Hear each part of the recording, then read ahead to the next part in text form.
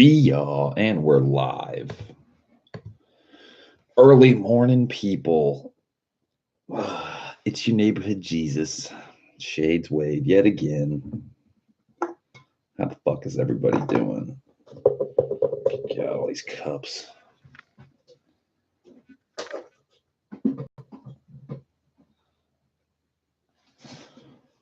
Whoa. Waking up.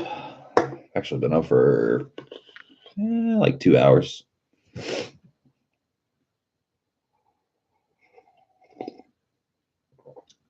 Ooh, coffee. Roll me a smoke. Wait for some people to possibly get in here. It's kind of early, but if you're on the East Coast, it's a good chance you might be snowed in.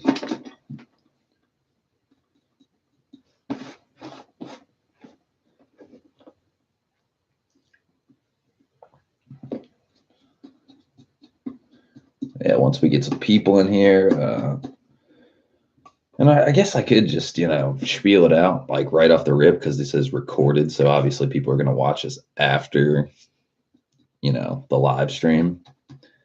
But something about having to regurgitate the same information like 8 times. Isn't that fun?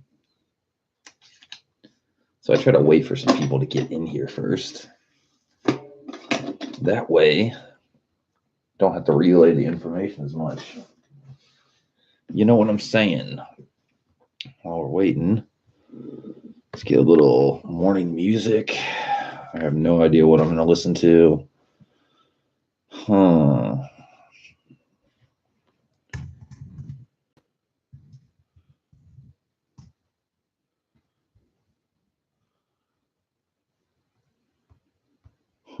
Let's see.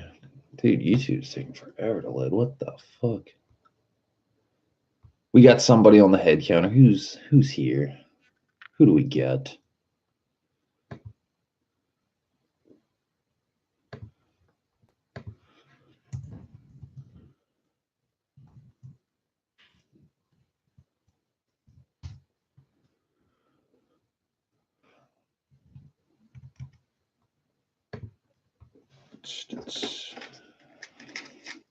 If you got a song request, something you want to hear, yep.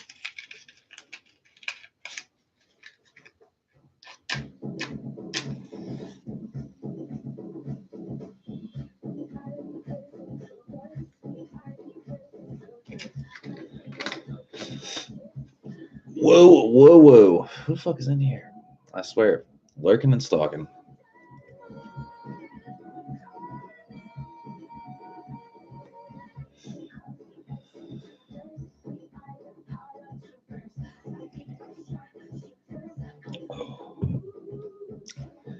Well, one update, get out the way.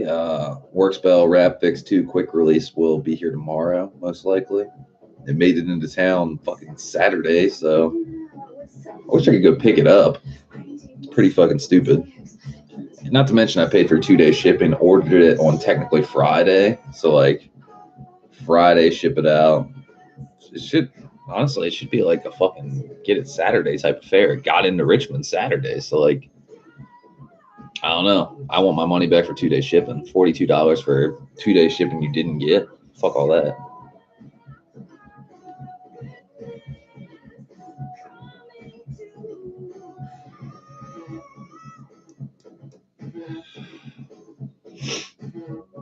Whoa. But yeah, let's see.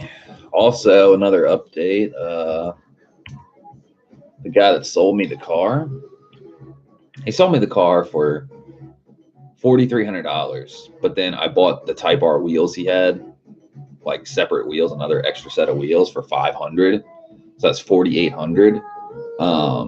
He said he's going to refund me some money because of unknown problems, obviously, which is super nice. I was thinking at the least $500. Like, probably there was $2,000 worth of unknown problems and things that needed to be fixed, and et cetera, et cetera. So I get an email from him this morning, and he says, "Hey, would $300 be okay?" I was like, $300? Like, that's like nothing, dude. I mean, I appreciate anything because, like, some people would just be like, "Hey, get fucked. You bought it how you saw it." But you know, $300, like, dude, the fuel pump costs more than that. An OEM fuel pump costs more than that. Fucking all the extra shit. It had a fucking blown head, like almost blown head gasket. It had tons of shit wrong with it, you know.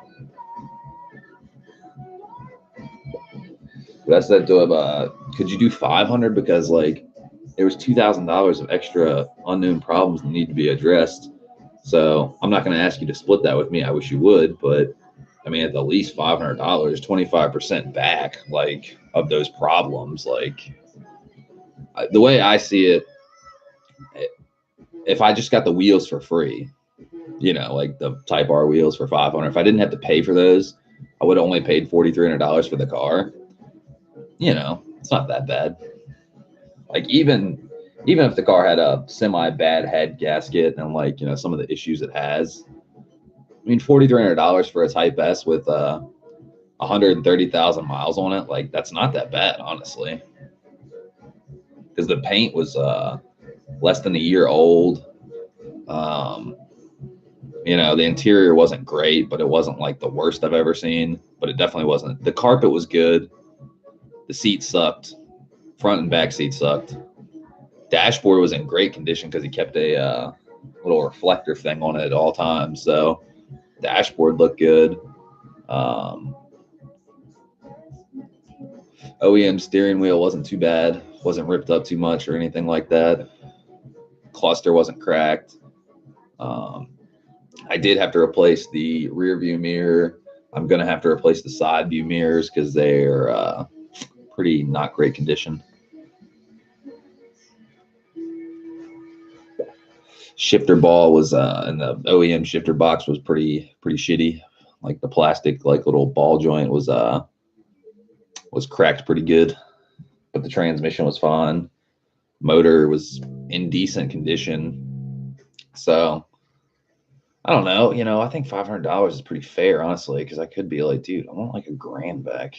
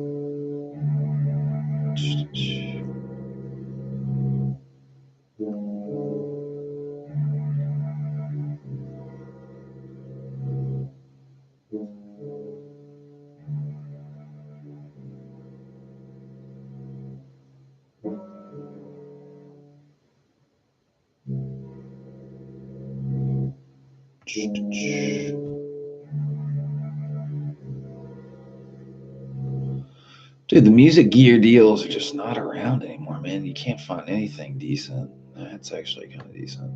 Well, not super decent. Up for grabs, the 1997 DW Collector's Shell Pack in excellent clean condition. Drums have been kept in climate control their whole life. All toms are floating. Shell Pack does not include mounts. Finish is a limited edition, so if you like it, hurry up and get it. Really?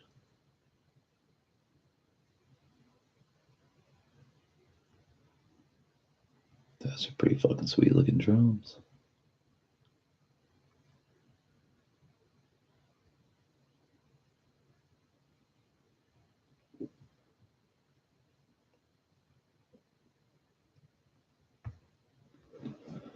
And the lurker's gone. I'm glad. I don't know who you are. If you're gonna come to the stream, fucking comment. There's no point to a live stream. People aren't gonna comment.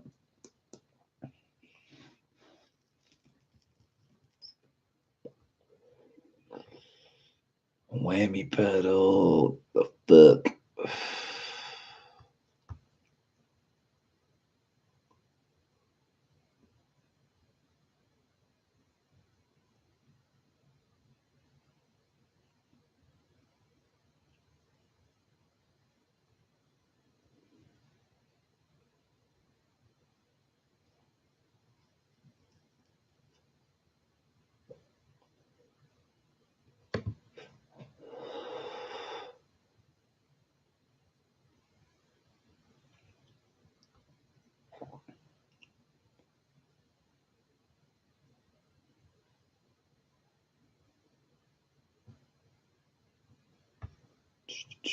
More music.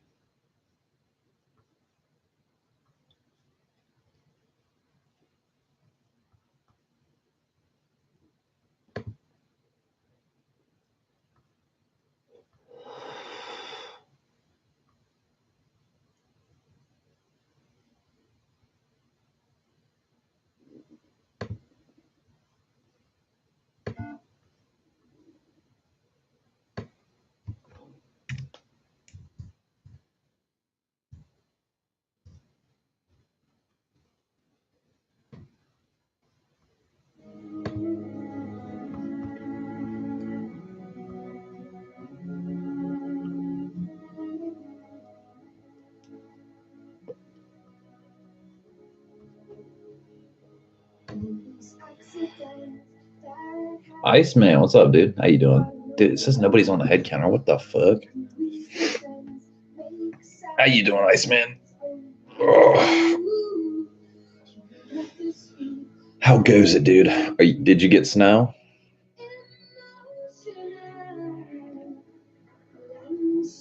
We got snow. Iceman says, I just got in. I'm good. How you been? Doing good, man. Doing good.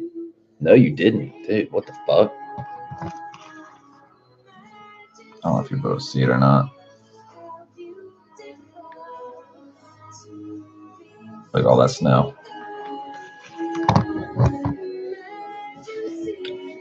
Fucking so I got a big update. See, I thought O'Reilly, they said they weren't hiring anymore at the one I applied at, right? Down the road, like 10 minutes. They said, yeah, we're not filling that spot anymore. Sorry, blah, blah, blah. I was like, oh, fuck. So that was like maybe 3 weeks, a month ago. I was working on the car Saturday and fucking, I get a call and they're like, hey, is this Anthony? I'm like, yeah, who's this? He's like, hey, this is John at O'Reilly. So, see, you applied. Are you still interested in that position? I was like, yeah, which O'Reilly are you talking about? He's like, oh, it's the one on the, it's about 15 or 20 minutes away from the other one. I was like, word. I was like, which position is it for? Is it for parts delivery? Is it like, full-time retail sales specialist? And he's like, oh, it's the full-time retail sales specialist. You want to come in next week and, we'll plan it out. And, he's like, it seems like, from your application, you'd be the right fit. Like, you work on cars and stuff like that. I'm like, yeah. So pretty sure I got a fucking job, guys. Which means more money for the DC-5. This man says, how's the Type R? Type R, if you could call it that, at this point, I think you can call it Type R. It's got every part a Type R has, fucking, so yeah, most people would say it's not a real Type R, but it's definitely a Type R. But yeah, it's doing good, man. She's doing good.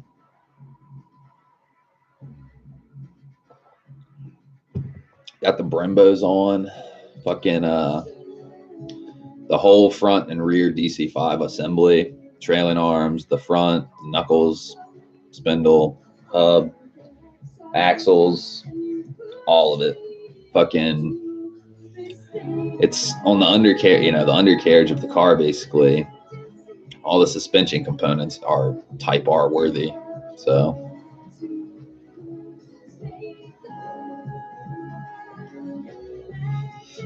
Iceman says, good shit, bro. Get that money for car parts. Yeah, for real. Yeah, definitely.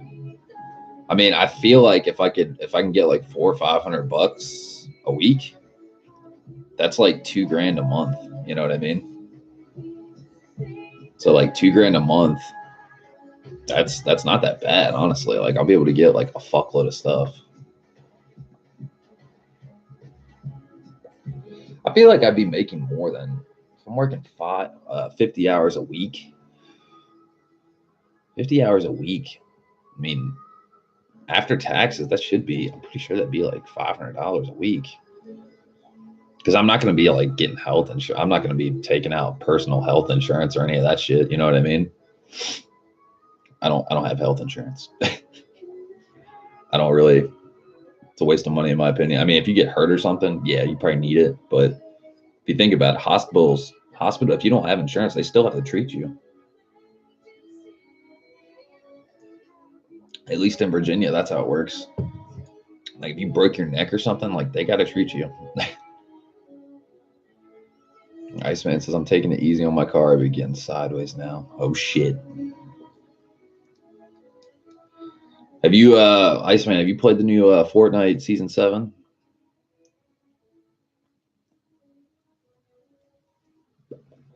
Shit's pretty crazy now, man.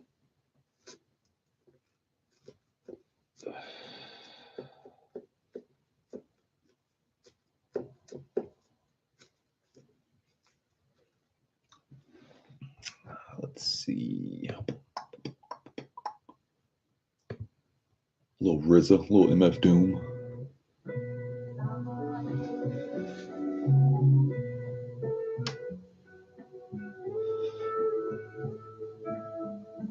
Iceman says, I do 80 hours, getting $12.25. My take home is roughly $7.50.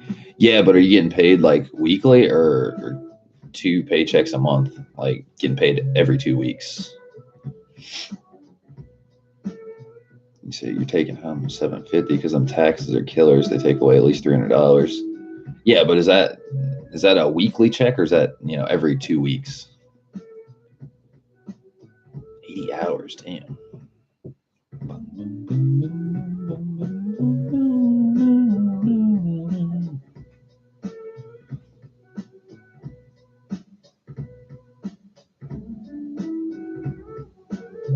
Iceman says, and I did, bro, yesterday. I got on yesterday and got a duo dub, and it's every 2 weeks. Ah, okay, gotcha. Cool. Maybe I'm not going to be making $500 a week. I feel like I'm trying to think. I don't know what the pay is going to be. I would imagine it's going to be like at least $12 an hour. But I mean, if you think about it, like O'Reilly's hours, I don't know if I'll be getting more than 50 or just 50. It's full time. They're open from 7:30 in the morning until 9 p.m. So like, I mean, you could like, I don't know if like how the shifts work. I guess I'll have to figure it out and see like, what the pay is and all that stuff. Iceman says, I wish it was weekly. I raced Brian.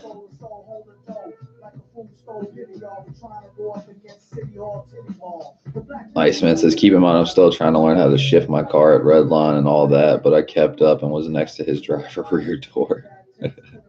You got smoked. That's funny, though.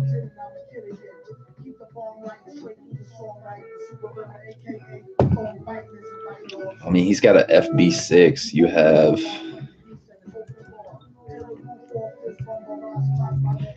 I don't even know how much horsepower an FRS has. Yeah, it's got your car has 200 horsepower at the flywheel. So he's front wheel drive.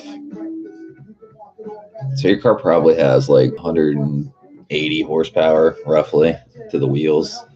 And it's rear wheel drive, so he's going to beat you off the line.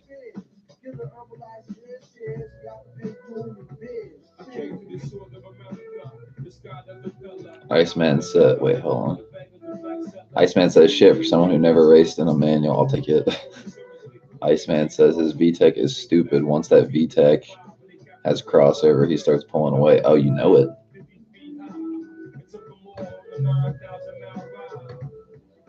And his shit is modded too, so like he's probably got 220 horsepower and a lot more torque. Like even than my car, FB6 has way more torque. K24 Z7 or whatever.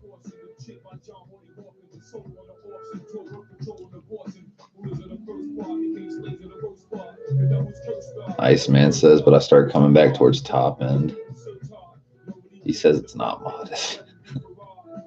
He has the Flash Pro, but no tune, is what he says.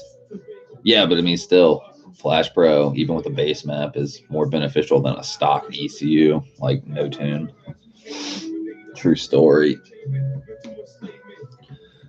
Shit.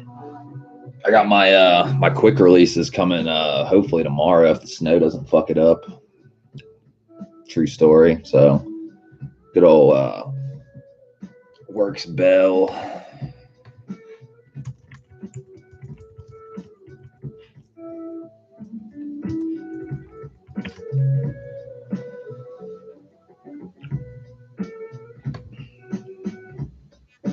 Look at this sexy bitch. Got my quick release. That's what's coming. So my spoon wheel will be quick releasable, which, you know, I was kind of just going to get a fixed hub, but I don't know. I was like, you know, spoon kind of, I'm not going to say they let me down, but their product failed. And I tried to contact them and they didn't do shit. They didn't say like, oh, you over tightened it, or we've seen that before, or we've never seen that before. They didn't do shit. I mean, I hit up Evasive Motorsports. I hit up Go Tuning Unlimited. I hit up Spoon Sports directly in Europe, and like nobody answered me back. So I was kind of like, you know what? I'll give Works Bell a try because fuck Spoon. I mean, not fuck Spoon like the company, but their customer service. Like, fuck that, dude. Iceman says, man, I still haven't got tents. Iceman says, debating if I should get my headlights and taillights or drop my car and buy coilovers. That's nice. Someone told me to get Tine springs. He said they ride the same as OEM, but the only thing is your car will be lowered.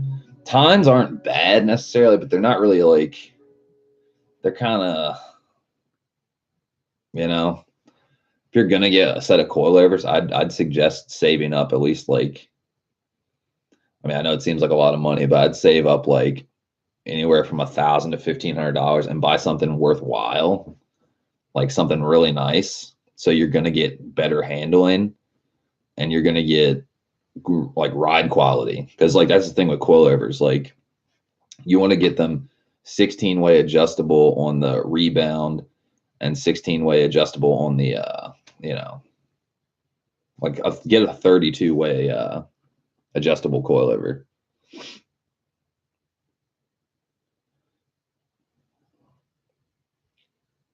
Yeah, BC Racing, that's definitely a step up from fucking Tyne for sure. Like Cam has the BC Racing adjustable coilovers on his DC5, and his shit's supercharged, and he's got his shit slammed. I mean, not stance slammed, but you know.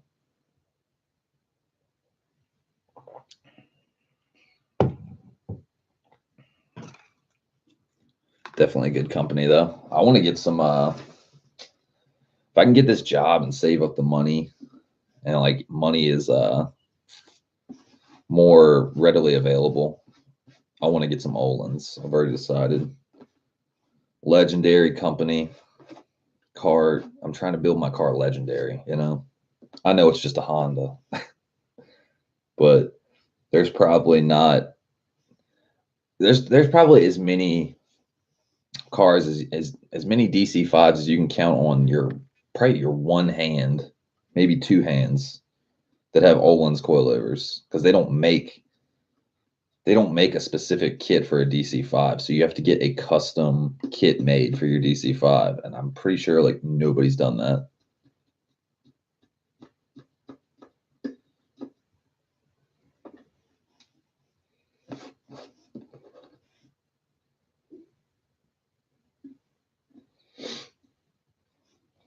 Iceman says, I saw on the 86 pages they were selling that BR thing. Dude, buy it. You have a stock ECU. You have no reason, you have no confliction basically. See, I have K-Pro and I'm running a tune with rev limiter and two-step. The reason I haven't installed mine yet is because it's conflicting with Honda. So like if I wire it in, I'm gonna have to run two different tunes, and I want to talk to a tuner to see if he can like jerry rig some kind of like primary secondary switch up for me. So like I'm running my K-Pro when I'm just driving, and when I'm trying to do two-step or at a car show trying to like enter a two-step competition or something like that, I'm using the BR. So that way I'm not, you know, having to switch my tunes between the laptop.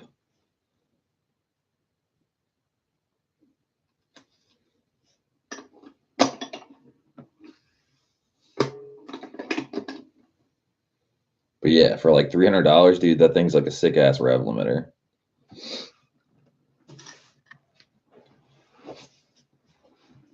Like I paid like $260 for mine, I think. Iceman says turbo for my car is roughly 5.5 grand, but it puts a good amount of power. Well, yeah, I mean, what brand is that? That's pretty fucking expensive, honestly. Some turbo kits are like $3,800. Like, I guess it depends on what brand it is, but that's fucking expensive. Gretty for 5,500? Damn. That's fucked. Iceman says 450 horsepower. Well, like that's like fuck, dude. I would say build your own kit. For 5.5 grand, you could build a nasty kit.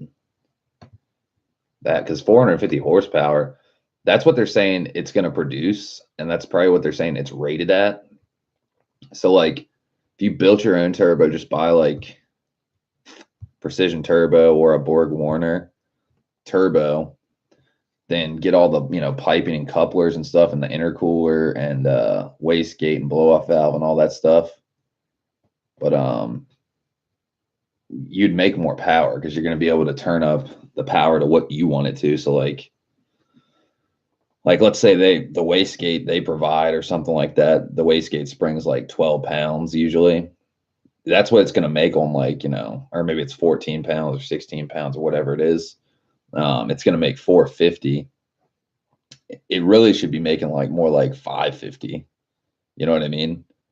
Like usually when you have a quality turbo kit that's like set up right, it's going to double your horsepower. So if you have like, I mean, if your car has like 200, I guess that is pretty decent though.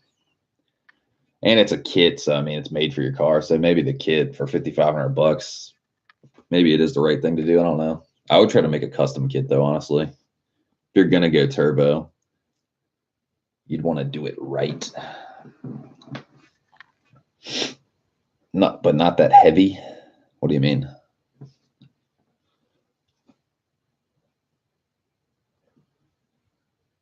Iceman says, and I have weight on my side. How much does an FRS weigh?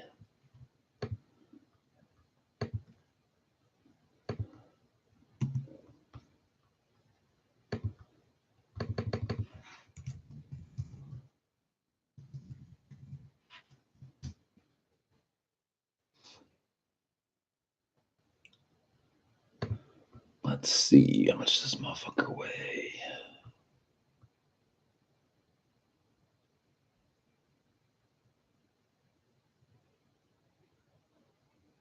Cam, what's up, dude? How you doing, man?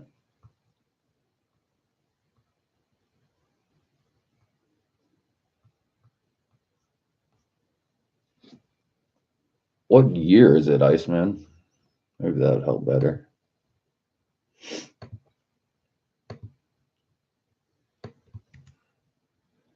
Cam says, good, bro. You? I'm doing good, man.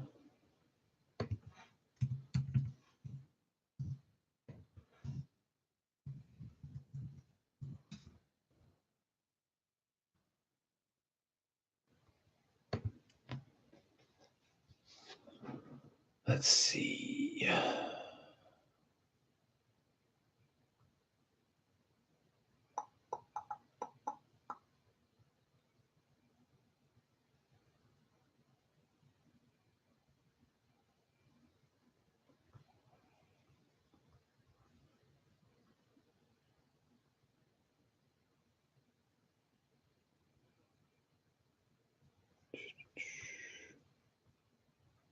Fuck is the curb weight?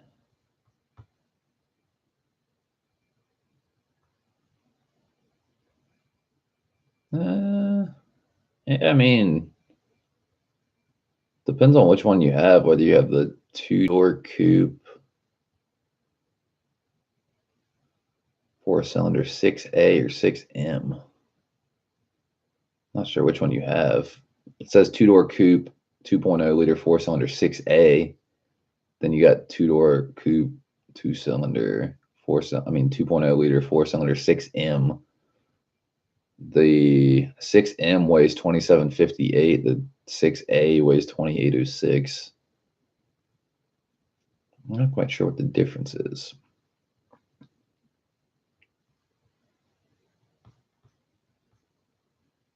But yeah, fucking Cam says, "Hey Jay, hey." Iceman says, "What's up, Cam?" But yeah, fucking yeah, it's not that, honestly, that's pretty, that's right around what an RSX weighs, honestly. I think an RSX, like they weigh like 2800, I think. 2840, some, I can't remember which one.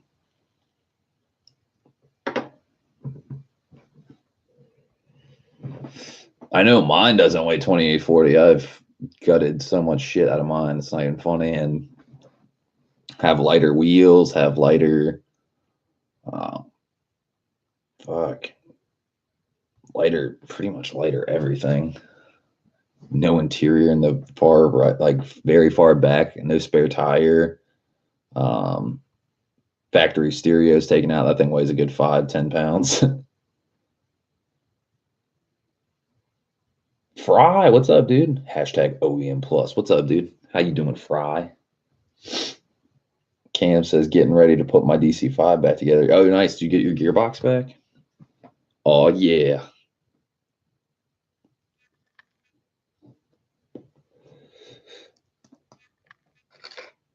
So for all the people that just got in here, all three of you, I think I got a job, guys. O'Reilly called me back after a month of time went by, and I got my application denied basically for 2 positions. Fucking another O'Reilly called me up and they were like, "Hey, are you still interested in the position for a retail sales specialist?" And I was like, "Yeah, I am. Full time? Yeah, full time." It's like, fuck yeah. So more money to the channel, more parts, because honestly, I'm pretty tapped out right now. I've spent, geez, I don't even know how much money. $20,000, give or take.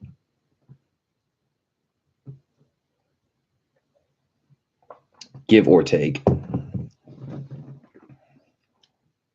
Fry says, "Sup." Yeah, that OEM woofer weighs a good amount. Well, yeah, not even the subwoofer. Like the subwoofer definitely weighs like a good amount. Probably weighs, I'd say it weighs a good 6, 7, maybe 8 pounds. Probably like 5, 6 pounds. I'm talking about the 6-disc Bose head unit in the front. Dude, that thing weighs almost more than the subwoofer. Like just switching to a Pioneer double din, like when you felt them like next to each other, like you got one in each hand, like dude, the fucking Bose weighs like a fucking ridiculous amount. Price says, "Woo, congrats, worth every penny." To a degree. For the money I spent, I probably could have just imported a real one, but at that point, I wouldn't have had custom interior. I wouldn't have had like all the extra shit basically. I would just have a stock DC5 Type R. So, and I would have to fuck with the PRC ECU doesn't have an immobilizer and has a speed limiter that maxes out at 125 miles per hour. So like that'd be pretty whack. Cameron Lloyd has sent me a photo. A photo.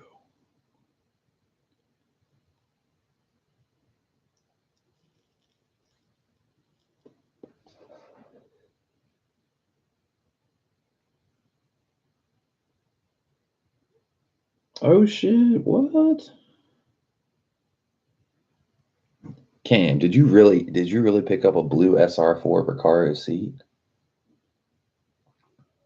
Look at this man, Cam. Picking up blue SR4. Oh yeah. How much did you score that for, Cam? Dude, honestly, the bolstering, the seat looks a little dirty. Dude, you could clean that wool light, but the fucking bolsters on those look nice. No chew up marks, no rip stitching. God damn.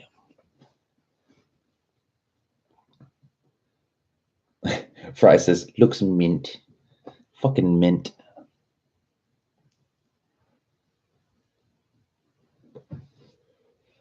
Cam says, "Yep, passenger side for me, driver side for you." Damn. See, that's why it's in good condition because it's not the right hand drive seat. It's not the driver's seat for Japan or right hand drive driving countries. Not bad, dude. Cam says 600 to your door, dude. That is a steal, dude. That's a good deal right there. Because the blue ones they fetch a good amount of money. They get close upwards, like a pair of them is upwards of like $2,000. Like you can get the red ones all day for like cheapest I've seen a pair of red ones that were in fairly acceptable condition. They had a few imperfections, a little tear here, a cigarette burn here, something like that. Is like $975. But then you get upwards of like the more really clean set, like still maybe a few little teeny imperfections, but nothing like to break the bank. Is like, I mean, shit, like $1,600 basically. Like mine, I paid a fuckload for mine, honestly. I paid more than I should have, but I got them shipped to me really fast, less than a week's time turnaround from Japan to here. So the shipping alone was like $200. And then the seats were about $1,500, I think. Which is a crazy amount of money for seats, don't get me wrong. Like if I look back at it and I'm like, wow, $1,500 for seats. Dude, Recaro SR4 seats and RSX is a game changer.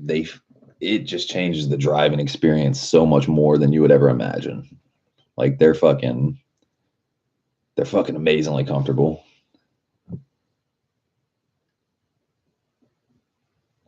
They hug you in so good.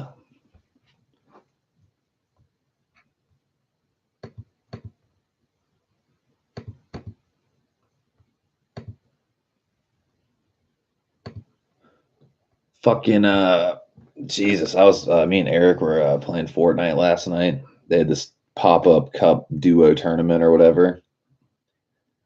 We won one match out of fucking 30 matches. There was so much robbery last night, dude. We should have won like 10 games and man, I hate Fortnite. I'm just gonna be real with you guys. Pretty glad I'm gonna be getting a full-time job because fuck Fortnite.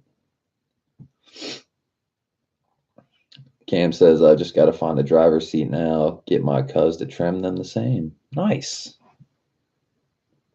Fry says S2000 seats are dope. Yeah, S2000 seats are really nice too.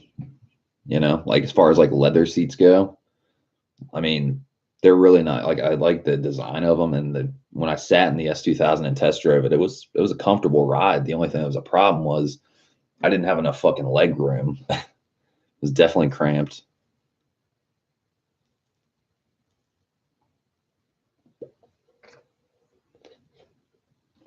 Cam says, get in that plane. Get in that plane. Fuck those planes. Reason fuck those planes. Let's say you shoot somebody down. They're in a plane, you shoot the plane down. They can fucking just parachute out. Like you should be able to, if you blew that plane up, I don't know, you should blow them up and get the kill, in my opinion.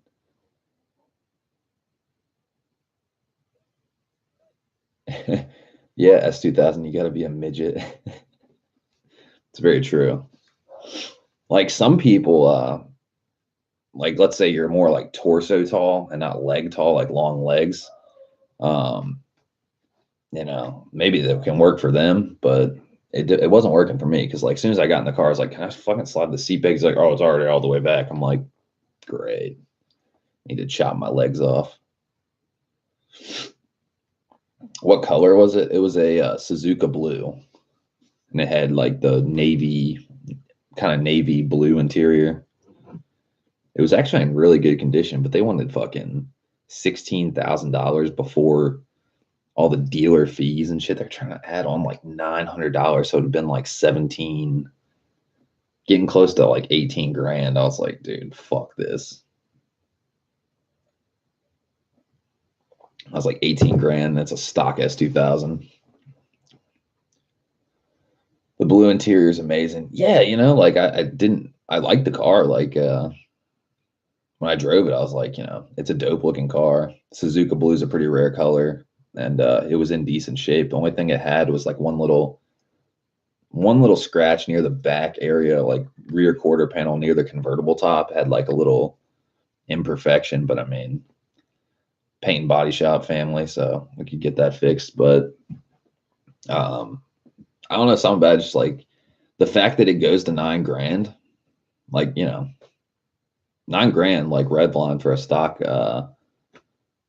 stock fucking factory car is like pretty impressive. But the $9,000 in the car didn't really feel that impressive. Like, it didn't feel like it was like making much power at that $9,000. Like, I don't really know how, that's the best way I could describe it. It just like felt like just revving out. And like my car doing $9,000 feels like a fucking rocket ship. Like the torque and the fucking acceleration, like once you get it past 8, it feels like game changing.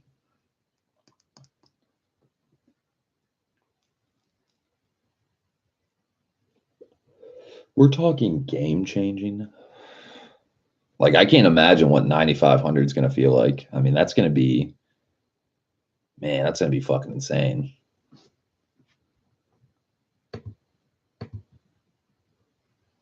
Scotty Kilmer, don't let this happen to you. Install a backup camera.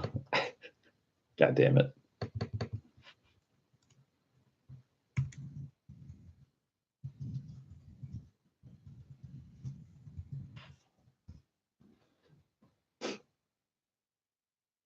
Cam, what do you think about the S2000's $9,000 rev limit? Like, if you could pick between like DC5 doing $9,000 and a S2000 doing $9,000, what would you pick? Cam says Scotty is such a wanker. He really is.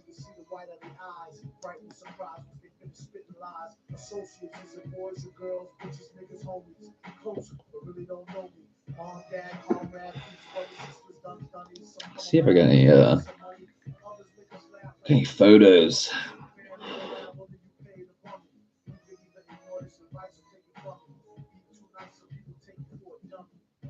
Oh, y'all get a kick out of this. Okay, so after we got the rear trailing arms in and all the new bushings and shit like that, this is the back left tire. See how, alignment angle looks pretty good, right? Pretty decent. I mean, it's not, it's not perfect, but that's how it looked, right? So then look at the right rear. Look how how cambered it is. Sitting pretty tilted. It's not horrible, but it was definitely kind of cambered.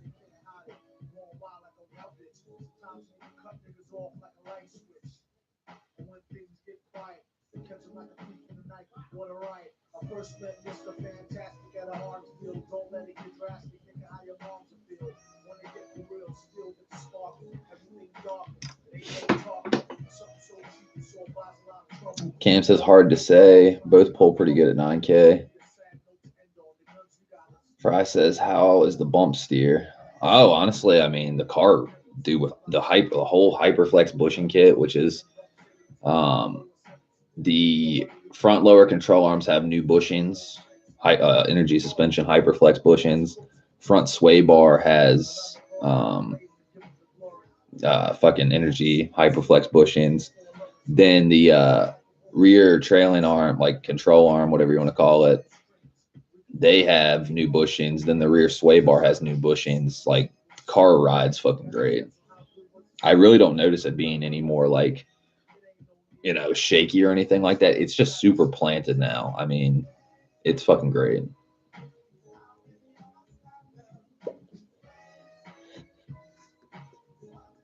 Feels very solid. Yeah, Cam says shouldn't have that much camber. Yeah, one thing I found out when we took the rear wheels off and we were taking the whole assembly off and everything, my car has rear adjustable camber arms. I didn't know that. I hadn't. Hadn't fucking noticed it at all. And then we took the wheels off and we were taking everything apart. He's like, these are adjustable camber arms. I'm like, they are. All right. Okay.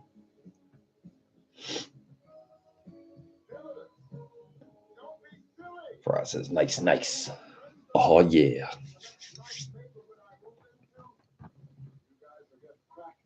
Also, the dude that sold me the car, he emailed me this morning. He said,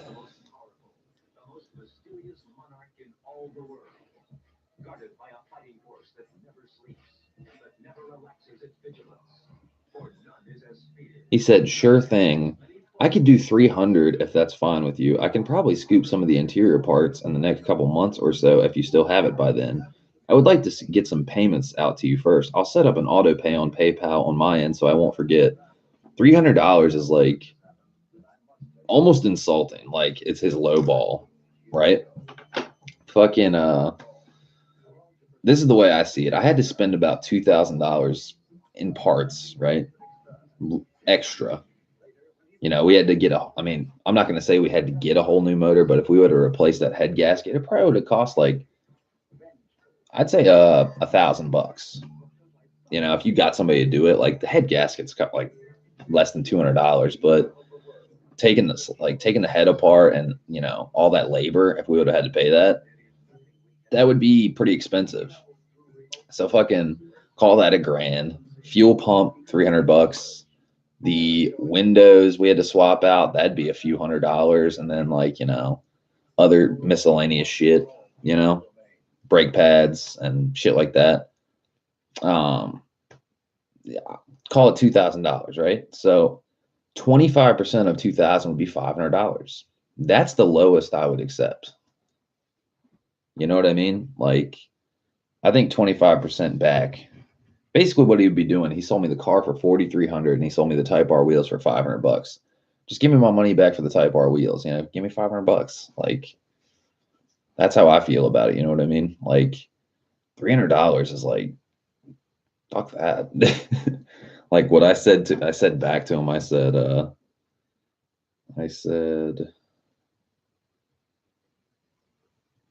morning, dude. Would you be able to do 500 back?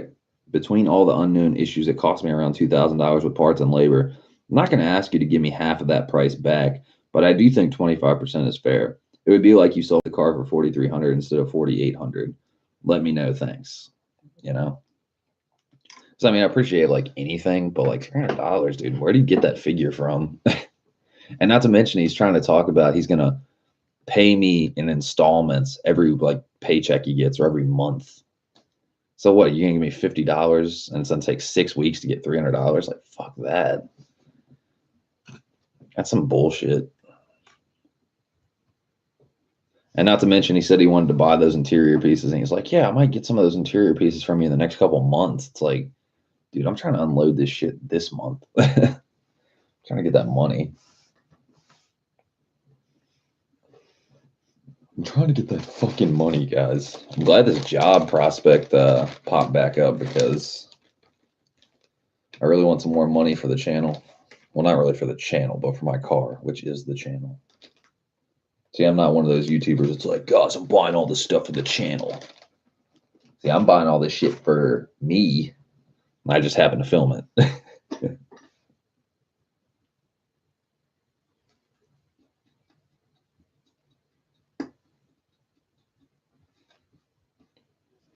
Cam says head, $1,500, $2,000. Fry says kind of low ball. Dude, very low ball. Honestly, I wasn't asking for like 1,000. Be like, yo, $1,000. That's half of what I had to fucking pay. Because the things about the car that money can't even equate is the fucking leak in the back. And it's not from the taillight gaskets. That's the fucked up part. It's something to do with the hatch, or it's something to do with, I don't know if the car's been in an accident and somebody like pieced it together and like didn't stitch weld or seam weld it properly, and it's like leaking from a weld, from a seam. I have no clue, you know. I'd really love to figure it out so we can get this bitch waterproof, water worthy.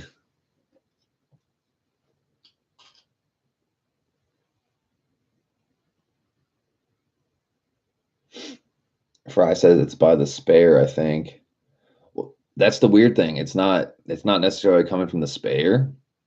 That water that accumulates in the spare tire is usually from the taillight gaskets. And once I replace my taillight gaskets, the water that was pooling up in the spare tire well, that pretty much stopped. Where it's coming in is in the channels. Like, imagine here's your spare tire well. On the left and right side behind those stitch welded pieces of little metal, those little cubbies where your sunroof drain tubes are, that's where it's happening. And it's not the sunroof drain tube valves because I've replaced both of those and seated them properly and RTV'd them in. So they're waterproof. Like, I don't understand how water's getting in there. It's like it's coming through for like a fucking seam or something, dude. It's like insane. We've TPO'd the majority of the seams. That's the crazy part. Like, I don't understand how there's still water getting in the fucking car.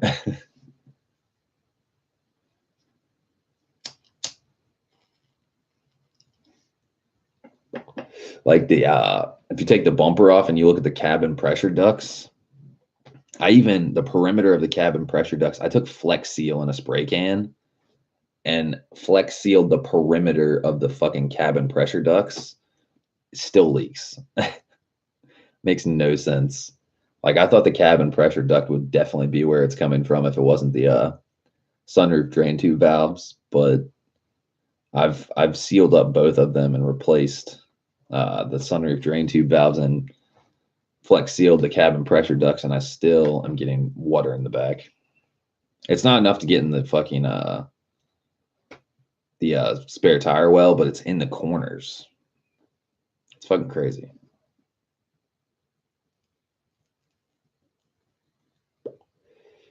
What it comes down to is it does not make sense.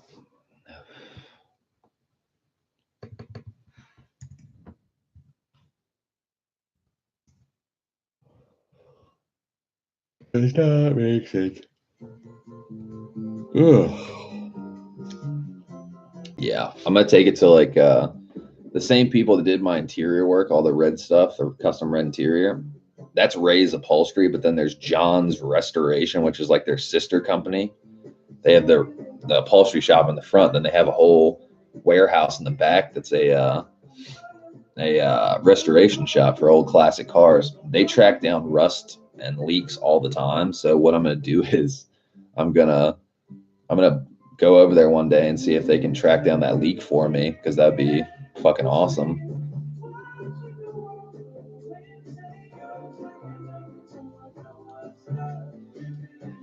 Gabe says I'm going to press my front bushings in tomorrow. Nice. Dude, the trailing arm bushings, the ones that have those two metal bolt little ears or whatever the fuck you want to call them, those are a bitch to get out. You guys want to know what we had to do to get those out? We had to heat them up, and that didn't work. We took a fucking frame machine and two chains and literally had to pull it apart like it was a fucked up car. Literally chain one side and the frame machine literally just stretch it out like a some kind of medieval torture device or something. That bitch was, they were in there.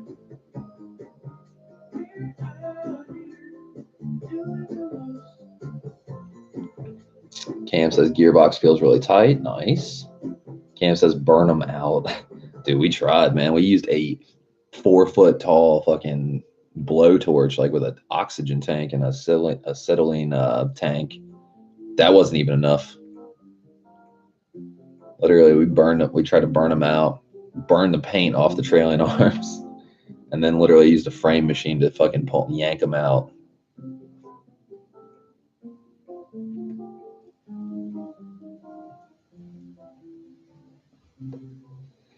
Pretty crazy.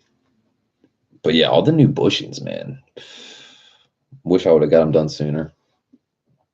And like, as far as like getting the hard race rear lower control arms and all that, definitely want to do that soon, because that's like child's play. That's not that hard to get done.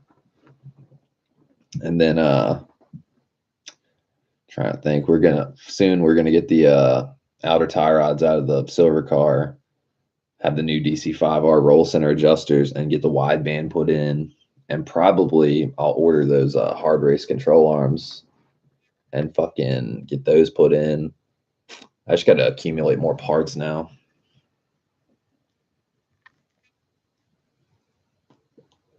Fry says, damn, bringing out the big guns with the restoration. Dude, seriously. Got to get a specialist. Because I don't think it's anything to do with the sunroof at all. I really don't. I think it's something to do with fucking bullshit. Somebody that repaired the car improperly, didn't weld properly, or some seam is like, it's not good.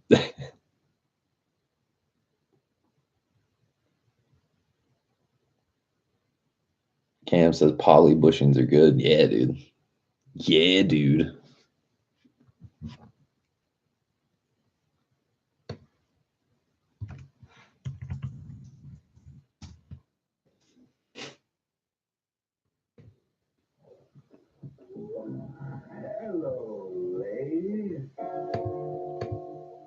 But yeah, fucking I think on my list, next stuff to order, I need to get a K-Tune throttle cable, my shifter cables, badges, some M-Tech shifter springs, and the D10 springs. I want to freshen those up, see if that helps with that weird little notchiness that happens from first to second. It just like feels like ghost shifting kind of. I mean, I haven't grinded one gear in the car yet, but still, it doesn't make me feel happy. Then eventually get the start stop button kit, the power folding mirrors, the Type R aluminum B pillar bar, coilovers, whether it be Buddy Club or the Olins. Let's see what else. Possibly some new wheels, Rega Masters. Finish up the fuel rail, get the injectors, get a return style fuel system put up. Some drive shaft shop makes DC5 Type R spec axles. Those are like $350. That'd be pretty badass. That Beat Rush cooling plate, and I think that's about all that's on my list right now. There's probably some more shit, but the group intake, that's definitely on there.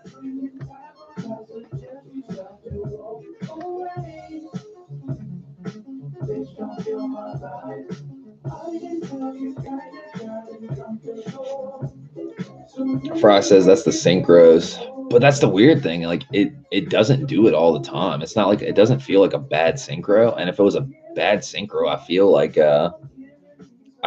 it would miss a gear. You know what I mean?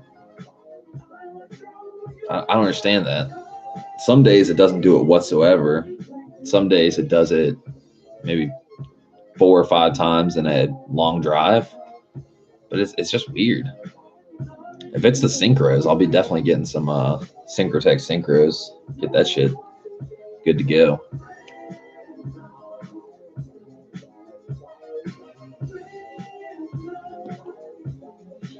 Kev says hard to get Rega Masters in your specs now. Benefit of the doubt, man. I used to have 35 offset. Now I have 60 offset, and it's like, it's a fucking pain in the ass. I want to talk to Desmond Rega Master, call them up and just be like, could you make a 60 offset 17-inch fucking wheel, please? Pretty fucking please. I mean, with that, I almost look at that like it's like a sign, you know, it's a coincidence. Just keep the Type R wheels because there might be less meat on the ground as opposed to like an Evo 2 that's like an 8.5 or a 9-inch wheel. But even the Rega Master is going to weigh, like, let's say a 17x9. That's going to weigh more than a 17x7.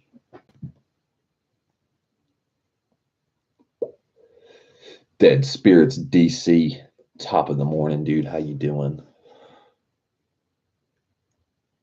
Cam says looks like ICB is Your local distributor for Regas. Dead Spirit says, "Fuck Regas, dude." What, you don't like the Desmond Rega Master, or just the price tag? You know what I mean? That price tag's pretty hefty. Fucking $3,000 for a set of wheels, and if I ever curbed them or scratched them or got a rock chip on them, I'd fucking cry.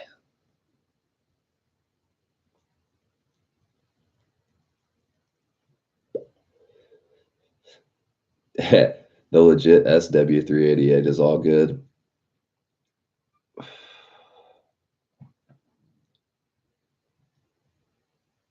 Cam says spoon, SW388. That Spirit says, but come on, it's more played out than a T37. I don't know. T37s are like, you know what I mean?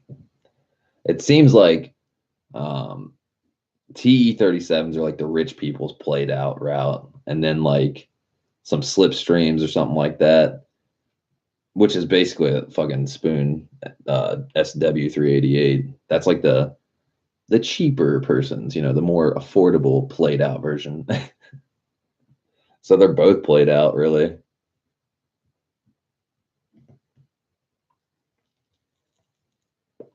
Honestly, I don't know what wheels I would get. If it really came down to spending $3 grand, I feel like I'd get some MF10s or something like that, maybe. I don't even know. You know, there's so many good wheels out there.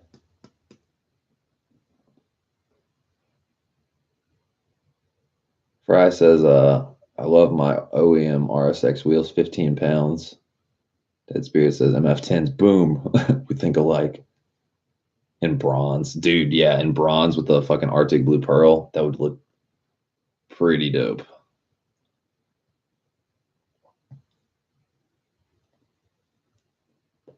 Those Buddy Club Karoki's or whatever you had, those were pretty fire wheel. You can't go wrong with Buddy Club. Fucking yeah, there's so many good wheels out there, honestly. That's why it's kind of discouraging when everybody and their mom gets TU37s. Like, dude, do you have any creativity? It's like if every painter painted in red. Like, every painting is in red. It's in black and white. No color. Dead Spirit says, I like 5 Ziggin FNR 01C10s. I don't even know what those look like. Or maybe I've seen them, but I don't know the serial number. The model number 5 Ziggin FNR 01C. Oh, yeah. Fuck, what do those look like? They look like almost like gram lights, kind of. Which gram light? I don't know what gram light it is, but yeah, just like traditional 5-spoke with circle cutouts or whatever.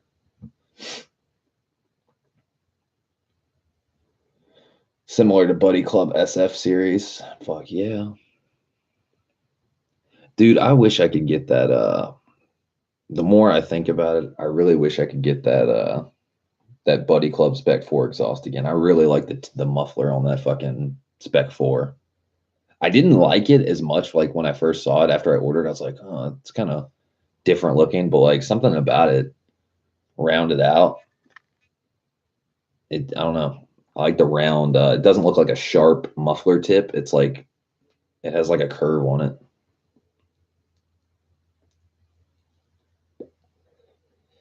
Fry says those are the first rims I ever wanted, but when in doubt, go TE37. I want the Super Lap exhaust by 5 Ziggin. Yeah, 5 Ziggin makes some cool exhaust. The Fireball, the Super Lap.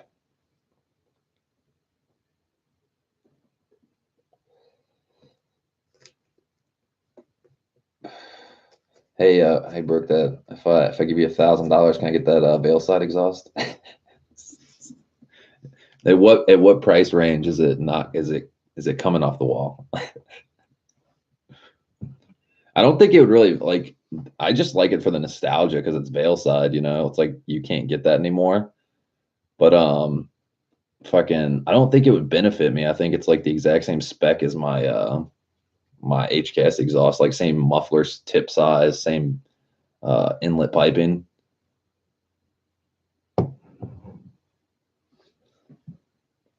Hana Vlogs, what up, dude? People say years later, neighborhood Jesus still stays up in his sleep over the veil side exhaust. I just like it because, like, of all the cars Veilside fucked with, like, they fucked with RX-7, FD, they fucked with NSX, and they fucked with a DC-5. Like, Dead Spirit says, I may be buying a new house, so yeah, I may sell it. Aw, shit. It's probably the same. Yeah, something about that exhaust, though, looks oddly satisfying. The more I look at my HKS, like, if I stand back and look at my HKS, something about it, man. I like it, but I don't like it. I wish I had a fucking like Toyota exhaust, something that was more chill looking, more sleeper looking kind of. Honda Fry says Honda Vlogs, Hondaverse Poggers. Honda Vlog says, what up, Fry? Honda Vlog says when the DC-5 came out, I think people expected it to be more. Probably to a degree. Like some people try to say, like, I remember I think it was Myton Films, he was like saying like how the DC-5 was like a flop. Kinda, I guess, but like now you can't, now when you can't find them in clean examples, they're molested, they're overpriced, they're in shitty condition. So it's like maybe that's true, maybe that's not true. I don't know. Fry says, I was so happy with DC-5S when it came through. On the block says, what's good, Camo? This man Camo just got his gearbox back.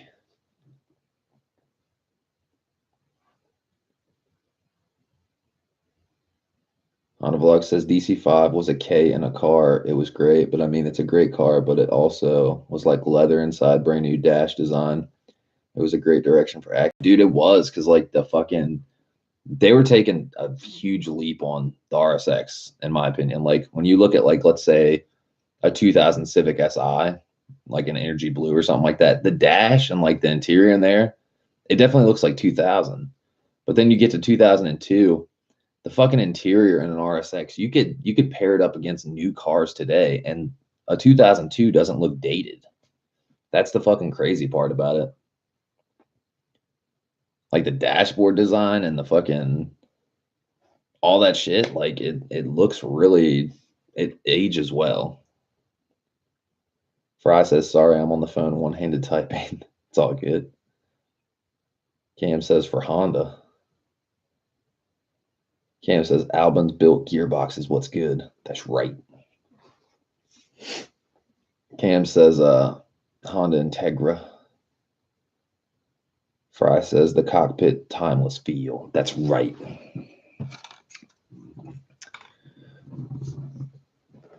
But yeah, fucking I'll be excited to I think on that little trim piece for my wideband.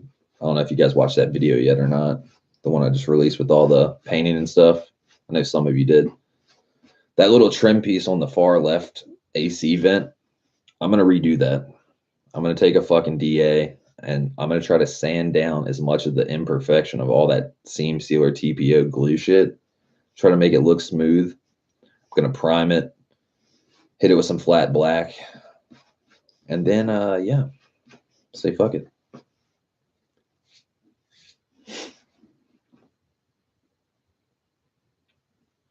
Let's see. Hanavlog says, "Did you get rid of the OEM sub?" No, I still have the Bose speakers, the Bose amplifier. They're still in the car.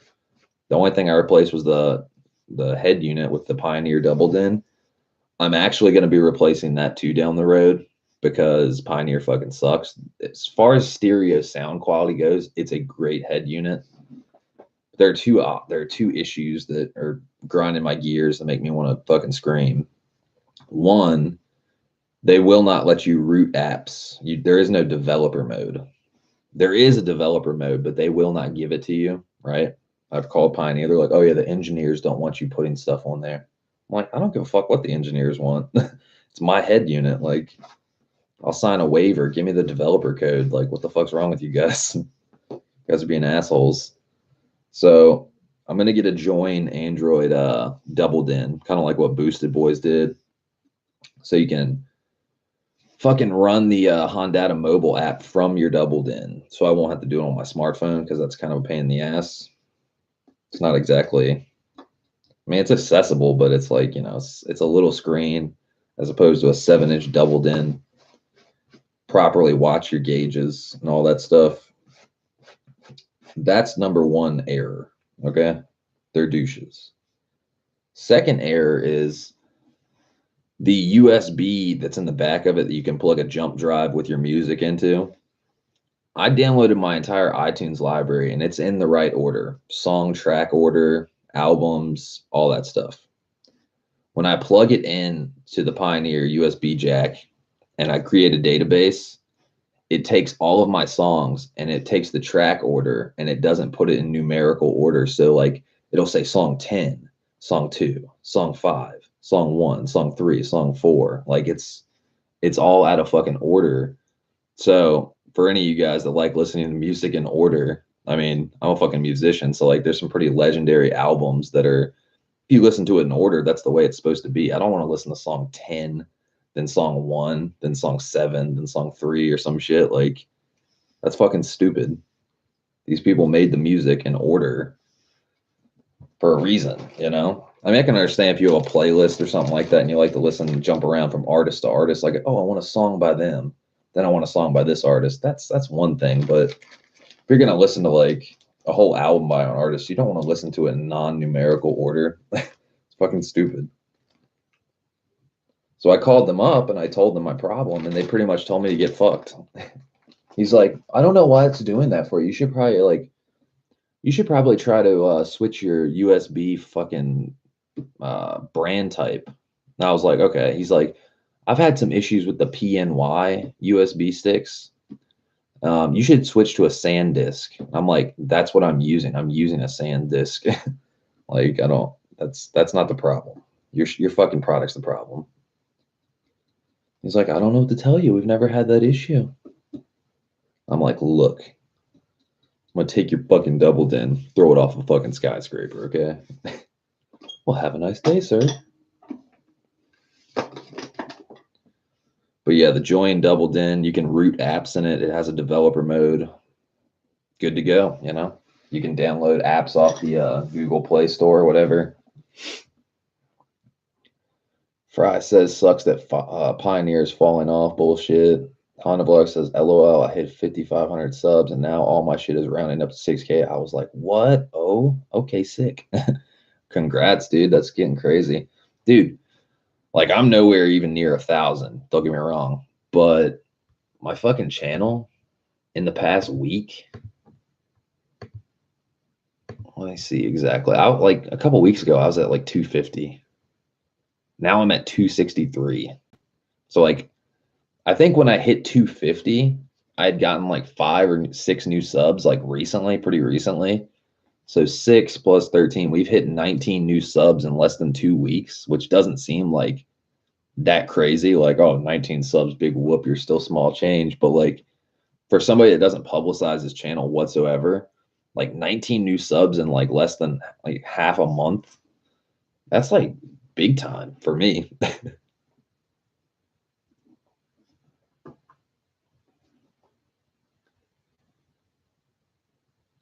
Let's see. Dead Spirit says, hey, Christian. Frost laughing his ass off. Honda Block says, what up, dude? Dead Spirit says, living life. Fry says, I subbed yesterday. You also came up on my feed, too. Damn, Fry, I thought you were already subbed. That's crazy. Dead Spirit says, I'm shocked that you don't have more subs. Dude, it's the not sugarcoating things, you know, not using the typical music. I lose subs. I guarantee you I lose subs based on what music I put in my fucking background of my videos. Like, I guarantee you people are like expecting like the typical trap beat or the typical dance music or some like fucking auto-tune girl singing or some shit like that. I just can't get on board with that.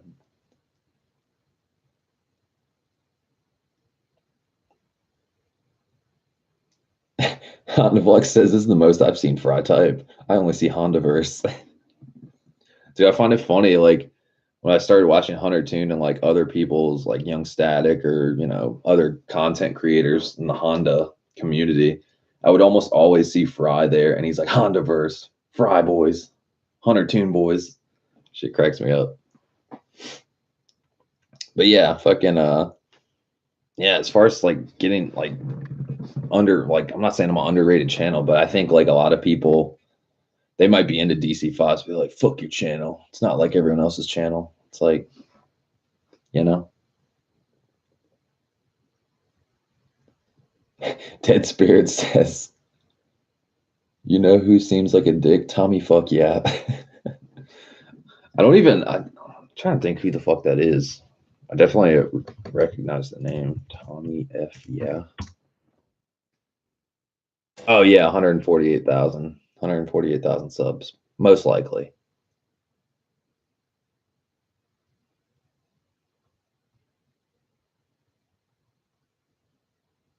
Yeah. Some channels.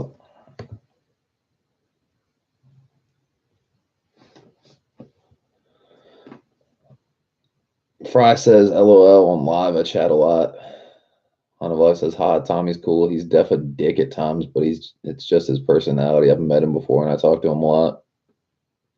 Yeah, I actually don't watch his channel. I don't know anything about him.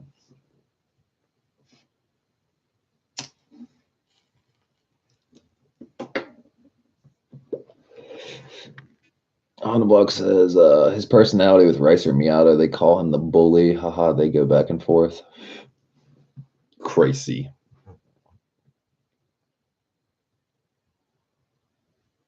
Honavlog says, you will tonight. Oh shit. Another thing I thought about when I was saying about earlier about painting that trim piece, sanding it down and painting it over again. Something I have thought about that would be kind of interesting. I don't know how it would look though with the all red interior, because like carbon Kevlar kind of goes more with blue, like blue and yellow. I wouldn't say carbon Kevlar doesn't go with red, but I was thinking about getting the pieces hydro dipped. That might look kind of badass. It's kind of make or break though, so I'm not sure how it would look. Hanavlog says he's building a K Miata and Jamie Marsh is tuning it. Fry says I sat in a CTR at my local dealer the other day. I did not want to get out of the car. Yeah, the interior. I've been in two Civic Type R's. I've been in one that we had at the shop. Somebody fucked up the quarter panel, and then I've been in Flying Gatto's Civic Type R sitting in the back. Sitting in the front, cockpit is great. Looks pretty badass, honestly. I mean, it looks newer car-esque, but it's still pretty nice interior, honestly. I really want those red seat belts. But the rear, I'm 6'2", so I'm a pretty big guy, pretty tall guy. Fucking sitting in the back, it's not cramped at all. How weird is that? I mean, it is a four-door car, but like there was plenty of leg room. It was crazy.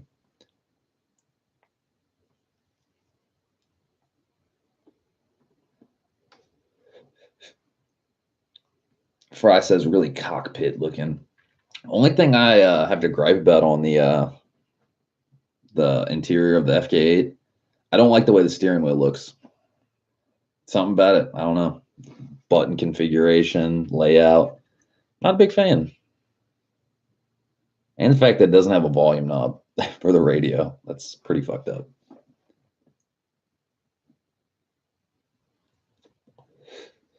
Like that's the one thing I do like about the Pioneer Double Den. It is mostly like 95% touchscreen. So like, going through, flipping through your menus and stuff, it's definitely touchscreen. But volume, your first two buttons closest to the driver, first two analog like touch buttons, not touch, but like a real button, plastic button, is up and down volume. Fucking great. Fry says Alcantara suede needed. Something. Fry says new CTRs have the knobs now, I think. What? That's crazy. They actually listen to the consumer.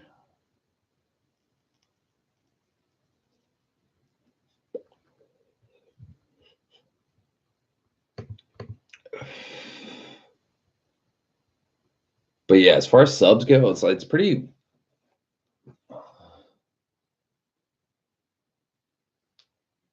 Honda Vlog says since the Shades cast, they changed the whole game. They're like, all right, we got to make 306 not on 22.5 pounds of boost. We need to not make it overheat. We got to fix the radio button. Just based off what Shade says. Fry says people been complaining to Honda when they did it in the NSX. Damn. I mean, the NSX, it doesn't even have cup holders, right? It doesn't even have a fucking cup holder. That's so stupid. I guess they assumed that if you bought a $200,000 car, you weren't going to be drinking in it. He has no thirst. He's just in it for the experience of the car. On the blog says, I love that every OG NSX doesn't have an OEM radio that works. Speaking of NSXs, I saw that Sleeper Honda, he had to replace his fuel pump in his NSX. It lasted a whopping 27 years. That's pretty impressive.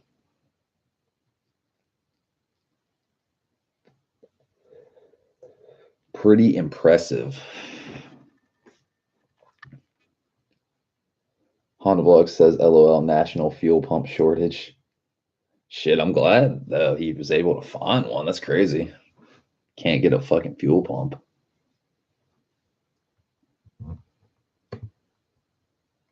But yeah, it's kind of crazy about the sub count like growing. Dude, I was sitting at 225 for like, I would say at least a month.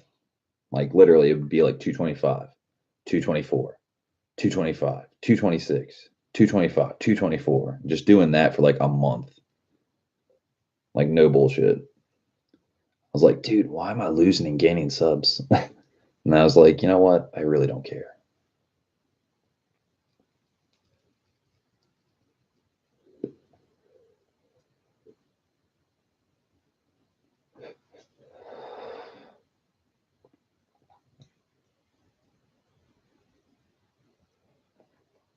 Let's see. Fry says the NSX was designed by Americans, so it was not technically that purest Japanese sports car we learned to love. Are you talking about the new one or the original one? Honda Vlog says, yeah, it was either going to be Wauber or find to do with OEM. I mean, Wauber is not a bad, I mean, I guess if you're keeping the car semi-stock, stock fuel and all that stuff, OEM is probably the less headache route to go. Fry says, yeah, the YouTube algorithm is putting you out there. Dude, the fucking Google search, if you type in RSX, full bolt-ons, or like AEM intake or HKS exhaust, I'm like the third option on Google search. That's why that video has like almost like 10,000 hits. I mean, none of my other videos come close to having 10,000 views. I mean, I think, let's see. Most popular videos, reaction to bolt-ons in 2002 RSX Type S, 7,700 views. Then my second most popular video, the TPS install, because that's like a big problem with RSXs and Hondas. The TPS fails. That has almost 3,000 views. Idle air control valve delete, 2,000 views. Idle air assist delete, which is essentially me Loctiting in a bolt. Like how fucking interesting. That has 2,000 views. Then GoPro POV driving, 1,500 views. Like these are the videos that like I could do without. Like they're not even that interesting to me whatsoever. Then like we're unboxing like rare parts or something like that. Shit gets like 80 views.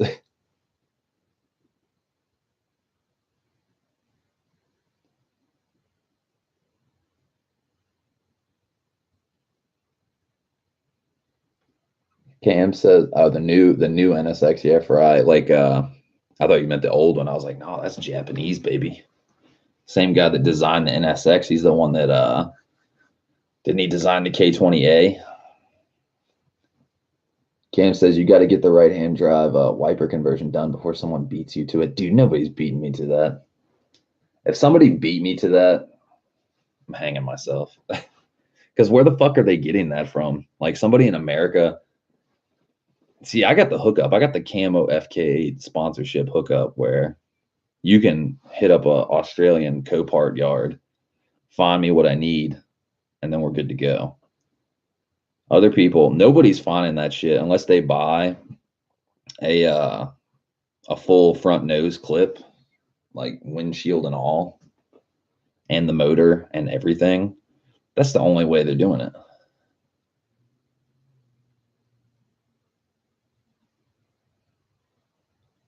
Honda Vlog says you need to make a video like Hunter Tune and his Chev Stang. No talking and all. Take all the old clips of your DC5 and now just music montage. Yeah, that video, dude. Videos like that take a long fucking time to edit. Holy shit.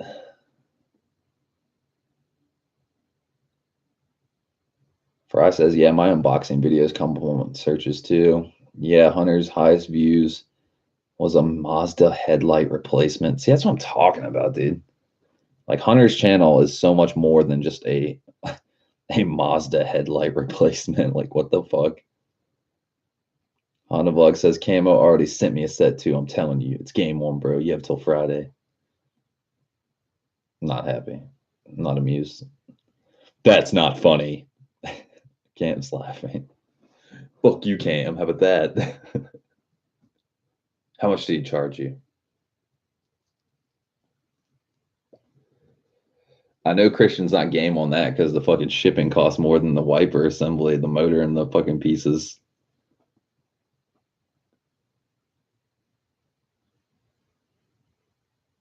Hanavlog says, I put so much into my PC. I want to make a PC video, but man, I don't know. Dude, you should. That's where you make Honda vlogs from. I'd watch that shit. And plus, give a shout out to Lulz Kev for putting it together. I want him to put together a fucking PC for me because I was thinking about selling a kidney and getting a digital storm PC. And he's like, dude, they mark that shit up so much. He's like, I'll build you the same fucking computer for half. So like my dream computer is like 10 grand. He'd build it for 5. Cam says 1K. Okay, I'm okay with that. 1K for wipers, for wiper motors and some plastic pieces. What do you guys think about hydro dipping those wiper, the windshield cowling pieces? Cars Arctic Blue Pearl. Do you think it would look better just black, or do you think it would look pretty dope, kind of unique to get those pieces hydro dip carbon Kevlar? What do you think?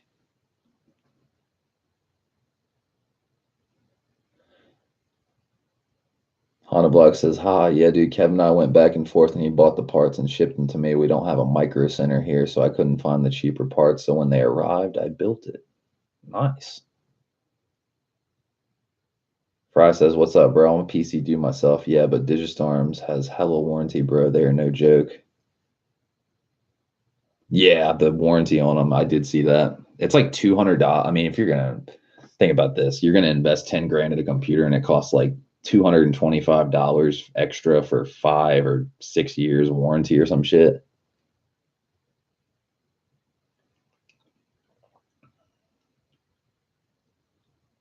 Fry says, even PC YouTubers praise them. Cam says, if you do the Group M all, yeah, I'm definitely doing the Group M carbon Kevlar hydro dip once I get it. So it would look like stealth, like almost like the cowl. I mean, you'd still see the little duct like in the windshield cowling, but like it would look like super sleek because they're both carbon Kevlar. I think that shit would look pretty dope. No, who the fuck's got carbon Kevlar hydro dipped windshield cowling pieces? You know what I mean?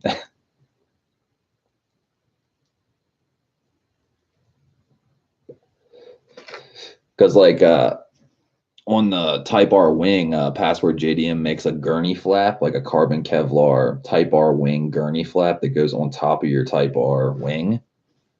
That shit would look pretty dope.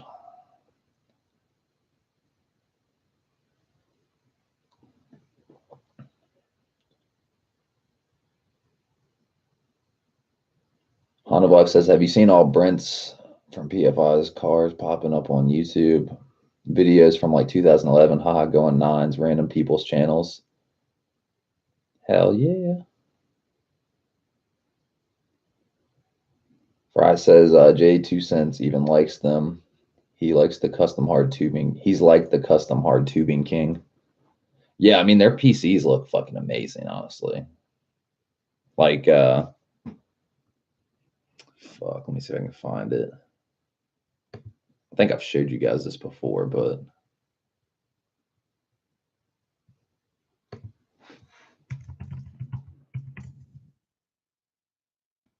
let's see if I can find it. 210-2057.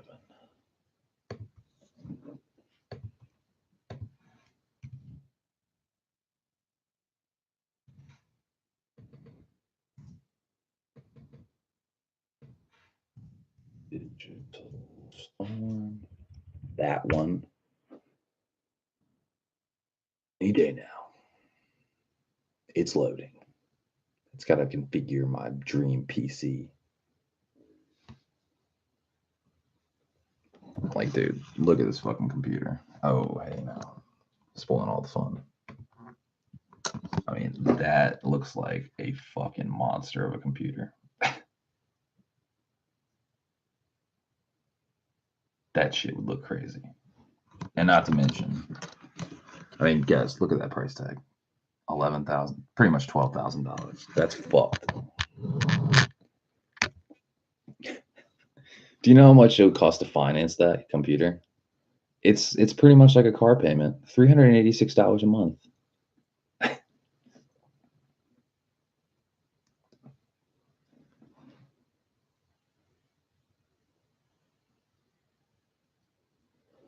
Honda Block says, once I built my PC, I literally just started wanting to PC mod again. I still want to buy some shit to finish it. I want to go custom loot, but I don't know. Probably AIO CPU cooler next and just need a backplate for the 1080. Booyah. Fry says, it's actually worth more than you pay because I think they are priority bin parts. Get it. This is so much money. Could get a supercharger, like a turbo setup for that, but I mean, shit, that's a nice computer though.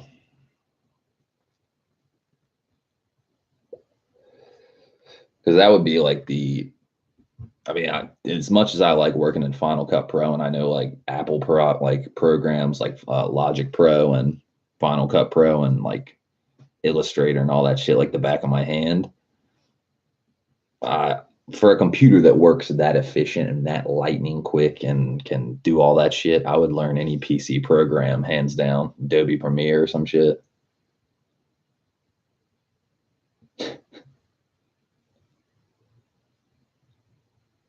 Hanavlog says, you want me to start up on the Booster DC5 again? Because I'll fucking do it, bro. God damn it. Dude, what do we want, man? Do we want like 450 horsepower or do we want 11,000 RPMs initial D style? Fry says, but hey, we want 300 plus frames per second at 4K on AAA titles. Dude, 300 frames per second? Oh my God.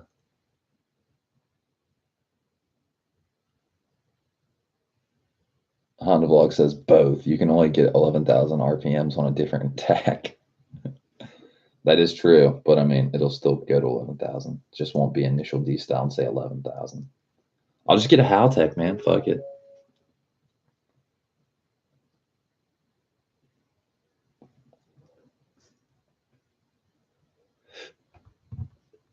What the fuck?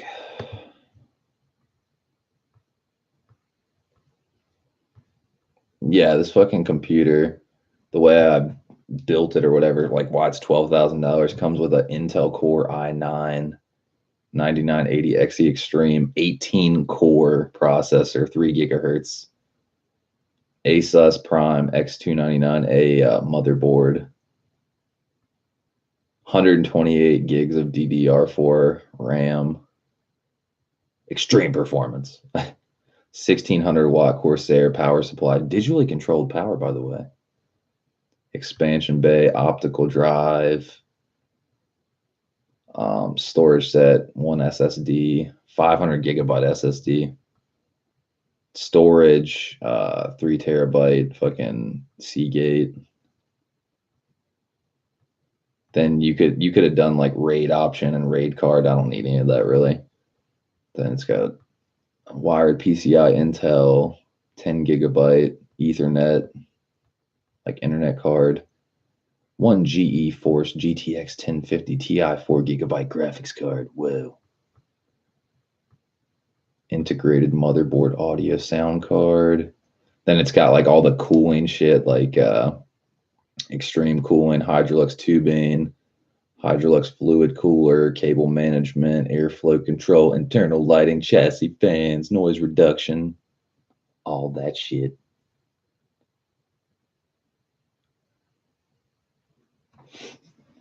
Fry says, haha, you can run Apple operating system on those PC parts. X470, my dude. Honda says 1080 or bust. 1080 or bust, what do you mean? You're talking about the processor?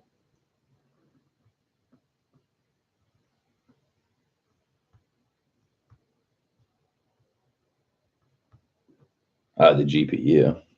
Wait, which GPU did I say?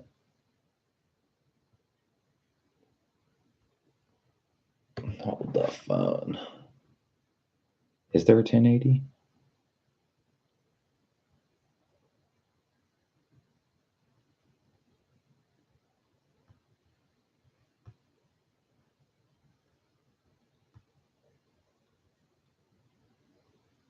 I don't see a 1080. They don't have 1080 as an option. They have a 2080.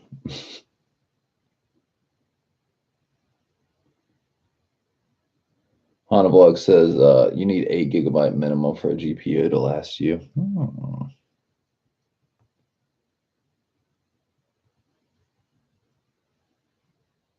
My buddy flips PCs. He's got a bunch of cards. I'm on payment plan. I don't see a 1080. I see a 1078 gigabyte. I see.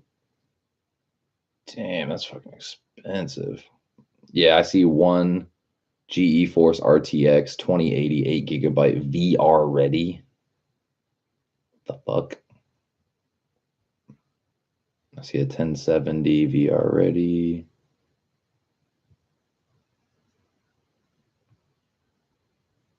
Oh.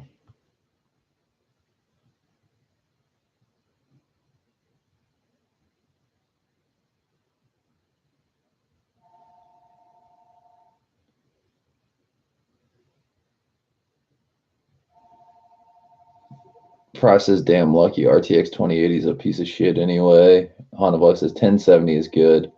2080 is great, but I think people are upset about the cost of the performance. Yeah, for real.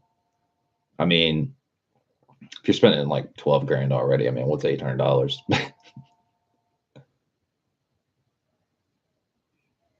Yeah, see like a GeForce RTX 2080 8 gigabyte VR ready, $834 extra dollars. But if you get the RTX 2080 11 gigabytes, it's $1,400. You know what I'm saying?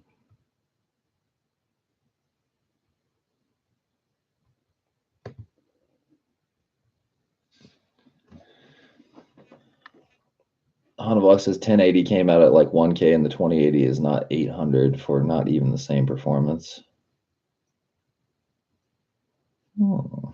See, all this PC shit, man. I don't know shit about it. I know get the shit that's expensive, basically.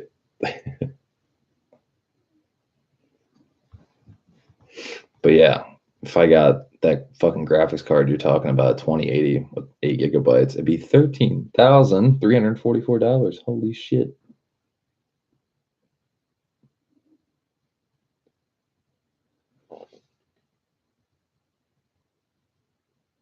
$100 says 2080 came out like this year and isn't as good as the last gen. And apparently, a lot of 2080s are dying. Dude, that's a good reason to get this shit warranted. Any new product, dude, they build that shit to fail.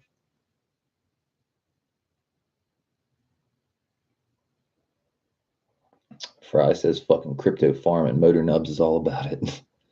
Hanavlog says, but to Kev's point, dude, you can build that comp yourself for 2K.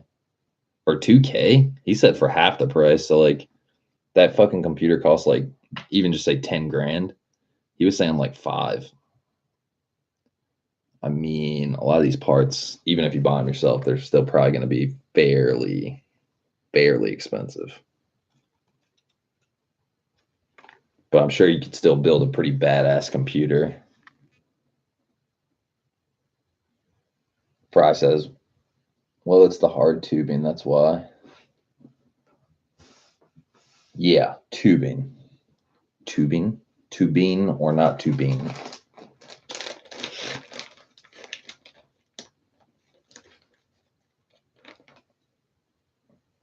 Yeah, I just want to build a fucking rig that is gonna. I mean, honestly, now that that first video, once I've upgraded my operating system, and it took forever, and then my shit didn't load right. That was totally because of I upload my codes. Like when I upload my files, they take a while to get into Final Cut and transcode, maybe an hour or two if it's an hour of footage. But that's because it's an Apple ProRes 422. But once I make my movie and edit and then export it, I export it to H.264. That's how you save space. Because I don't keep all my video files like the project files. I don't keep them. I just delete them. Because once I get a video out there on YouTube, I get rid of my project file.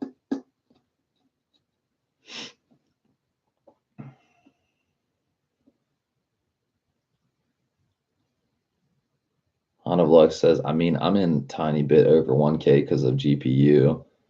LOL, but I got a deal on the GPU so it would be more. Fry says digital storm cases are custom painted in pro paint booths. Well, if it came down to like just the paint job, I mean, the paint job looks fucking phenomenal. Like, it looks really nice. But if it came down to just getting a case and it's like an unpainted case, I'll paint it. Well, yeah, I have access to a fucking paint booth. I can bake that shit like it's a car part, you know? I'll paint that shit candy red all day.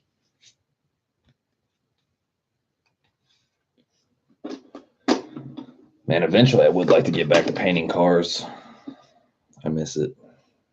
Something about, dude, just even hitting it with the that trim piece and my trailing arms with the spray can, dude. I fucking love spray cans. I fucking love it. Painting to me is, you know, obviously you guys see all this artwork on the wall. I like some painting.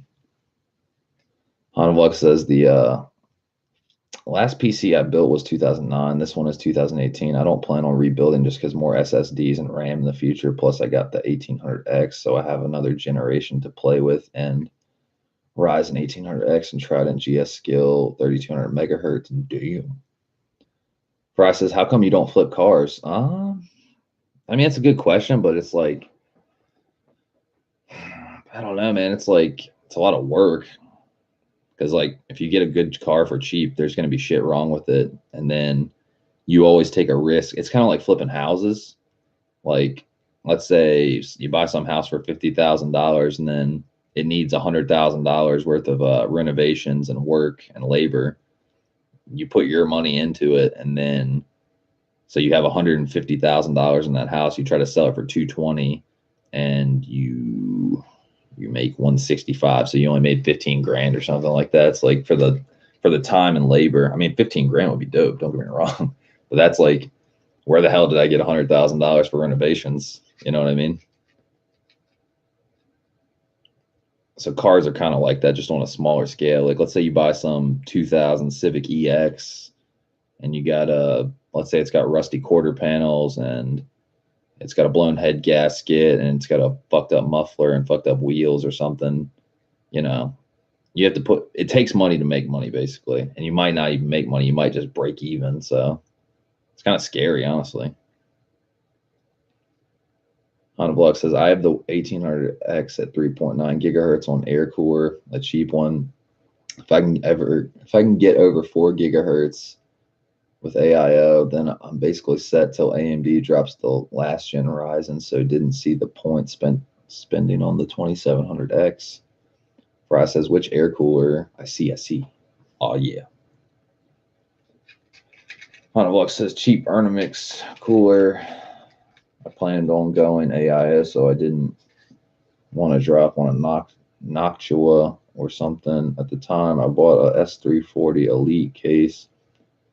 So I was like, man, I'll just grab a cheap fan. The real question is, when you getting that water cool?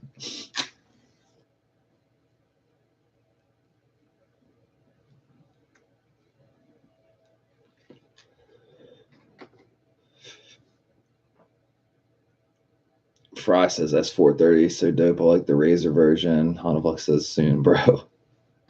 Yeah. Fucking computers, man, they're money.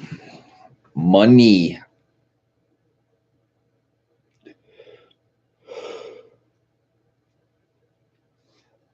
Hanavlux says, but yeah, I'm at 3.9 gigahertz at 135 volts, so I'm doing pretty well. It's crazy stable. Def cooling bottlenecked right now.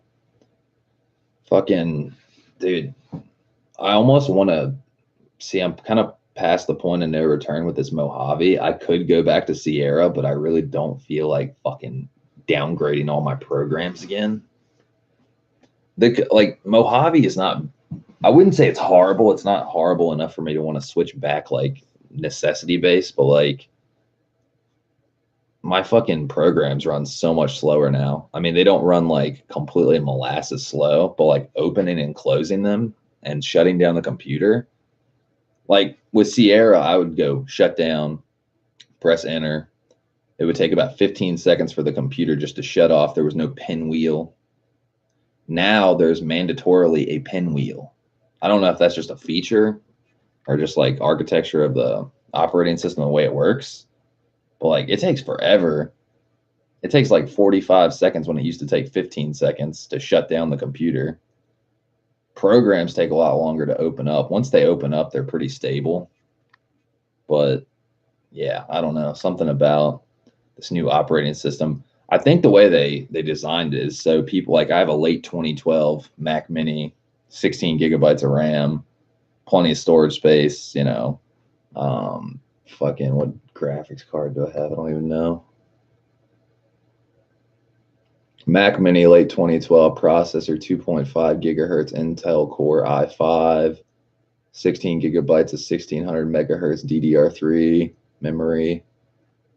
Graphics card Intel HD graphics 4000, 1536 megabytes. So not shit.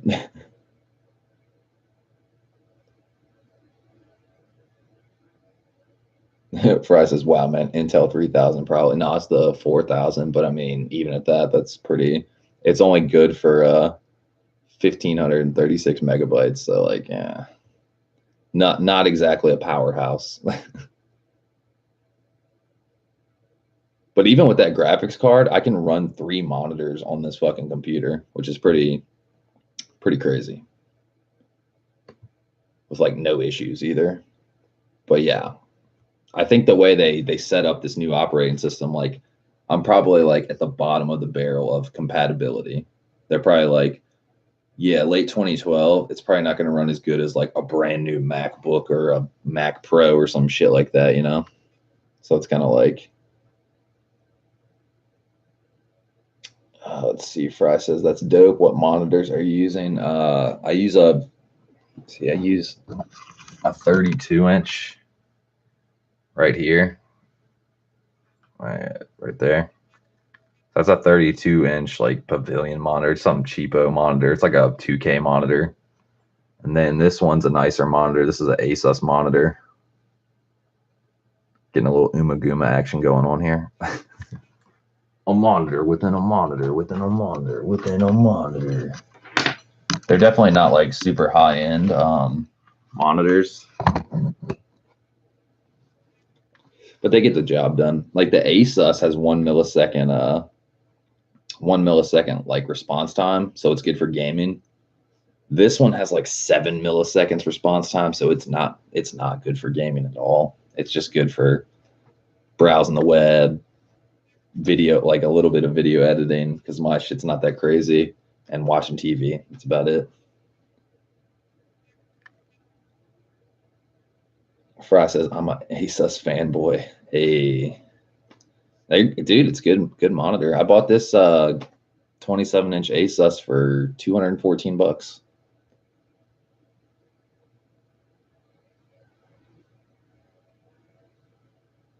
Hanavox says, I need a 2K monitor. That's really what I need. 4K is expensive. Dude, it is.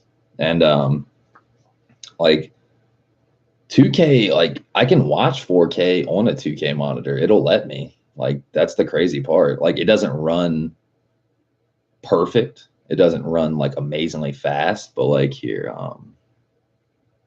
just to show you guys it works. Let's see here. Okay, so here's my latest video, but obviously it says it's running in 4K, right? It'll pinwheel a little bit, and it'll kind of do like the frame rate's kind of fucked, but it'll catch up. See? So it almost wants to run it. It really slows down though. See? Maybe if I full screen that shit. Damn, it's really not one to run. Usually it's better than this.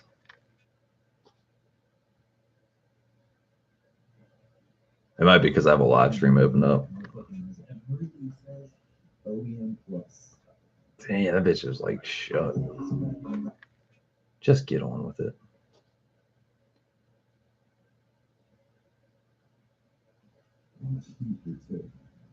Yeah, that thing's really running slow today. It's like, I'm not letting you watch 4K. It could be because I have Google Chrome and Firefox open though. Google Chrome takes a fuckload of space up. Fry says, what is the refresh rate? It's 60. Yeah. Fry says 214, probably the 144 version. 4K is BS. Windows can barely scale to it. It's too soon for PC use. Yeah, I just don't understand why it'll like it has the option to watch it in 4K, but like it doesn't want to let me watch that shit in 4K. Because like, let's see.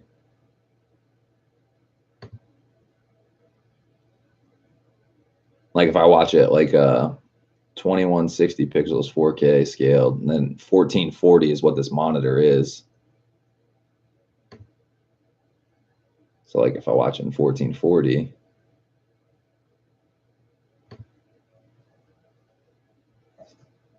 yeah, 1440 works all day.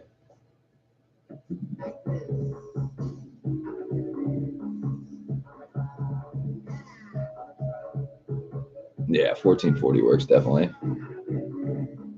Yeah, Honda says you can watch 4K, but it's not showing all the pixels. Well, it's like weird because like it used to not. I don't know if YouTube switched something up or something because like 4K used to not show up at all. Like I didn't have an option to watch it at all, which was fucking weird. I was like, what? Why can't I watch it in 4K or even have the option to watch it in 4K?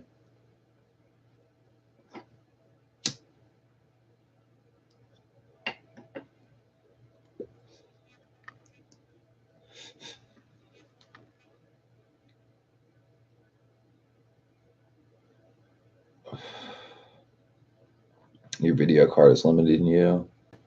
You can watch 4K, but it's not showing all the pixels. I shoot in 4K, but my monitor is only 1080, so I can't tell the quality is. I can tell the quality is clear as fuck, but I'm not seeing it.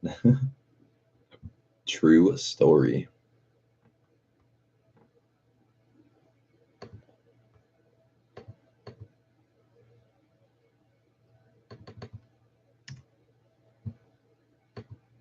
beat y'all. Christian, did you watch Battle at the Barracks Championship? I don't know. I know you like skateboarding some. That was a fucking round.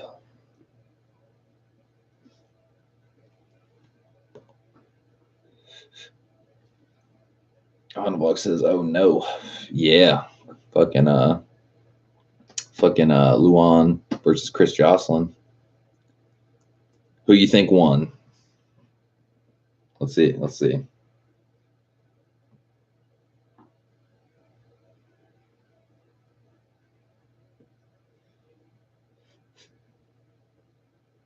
$100 says Chris. Sorry to spoil it. Luan beat that ass, dude. The last two rounds Luan was in, he was in the finals and then the championship round. He fucking smoked Seva and then he smoked Chris Jocelyn. $100 says, well, don't need to watch that now. No, dude, the Seva, the fucking finals round, that was the most impressive game of skate because Seva had him all the way to SKAT. Seva started like doing some like crazy shit I barely even can fathom, like hard flip 180, switch hard flip 180, nollie hard flip 180, nollie double heel flip, and like all this like crazy shit that should be in a Tony Hawk game or something. That doesn't even seem feasibly possible. Luan landed all of them. Seva messed up on a trick. Luan came back and fucking smoked him like a Swisher Sweet.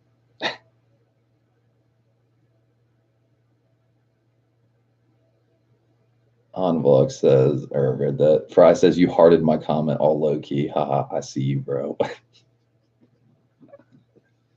That's right. Because I was on the video and I like scrolled down. I thought I saw a notification earlier. So I was like, can't not heart someone's comment. Leave them hanging. Cam sent me an eBay link. What do we got?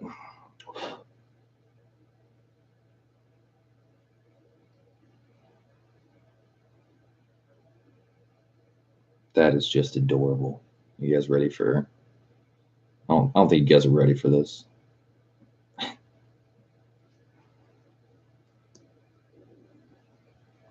Who's gonna buy me this for Christmas?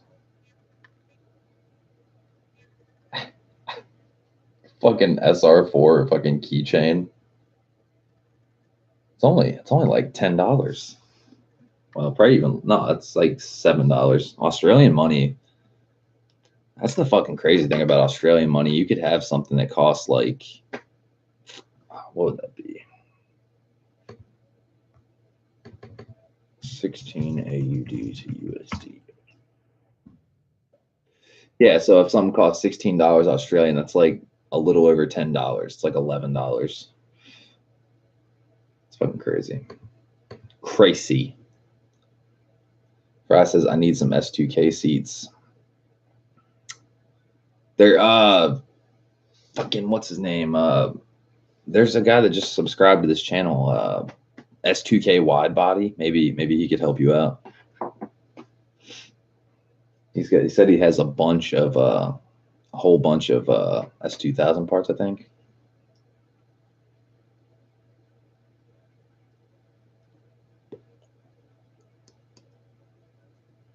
While y'all are talking, I got to get a refill on some coffee. I'm dying.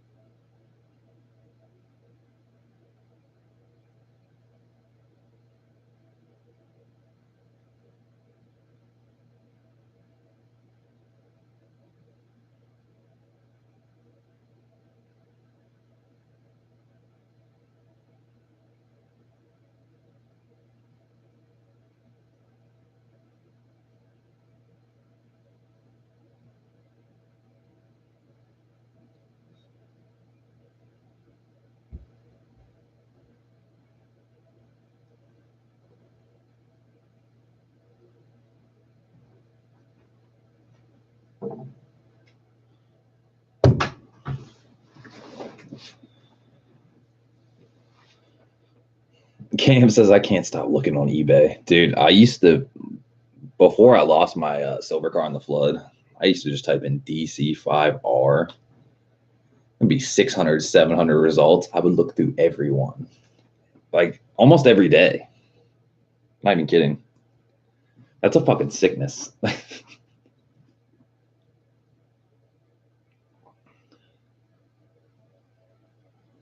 Fry says Las Vegas. I grew up in SoCal, LA area. Fry says Camo, I subbed you. Now he's just got to put out some fucking videos. I keep telling him, like, dude, just do it. Honda says, oh shit, okay. Fry says, I missed import face off Vegas. I'm so pissed. Dude, honestly, I'm pissed I didn't go to Honda Day when the hurricane. But I wasn't losing another car in a flood. It's not happening. next fucking heavy rain, like if I'm out and about or going on a trip and it starts raining like it did, I'm getting on top of a fucking parking garage 30 feet up in the air. Get fucking helicopter, fucking get a heavy duty helicopter, just like tow my car through the sky. That's how I'm getting down.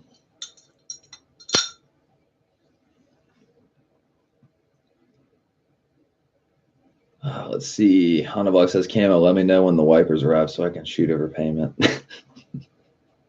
You shut that mouth, Christian.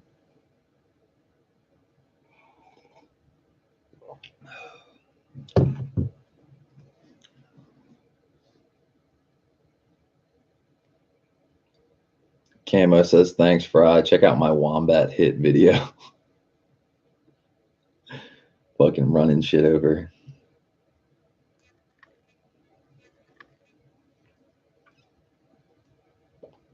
Fry says, what? Cam says, yes, I need to make more videos. Fry says, you guys, what you guys think about the new passport? Nothing, because I actually don't have a passport. I don't. I've traveled out of the country one time, and that was like when I was 9, so I think my passport expired. So, yeah.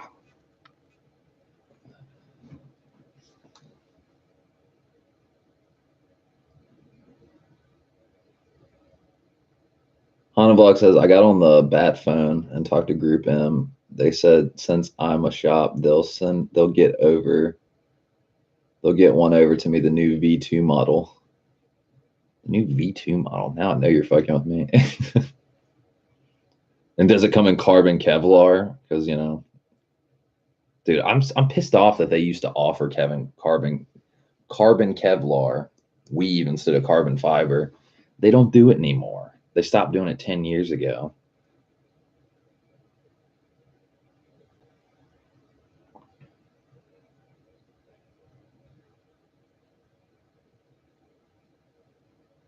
Honda Vlog says new passport. Cam says don't get the passport here. Oh, the Honda passport. That's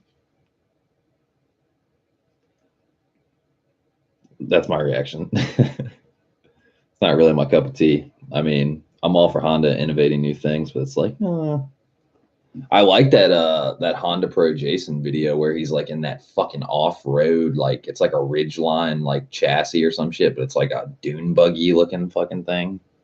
I thought that thing looked kind of cool. That'd be a good apocalypse vehicle.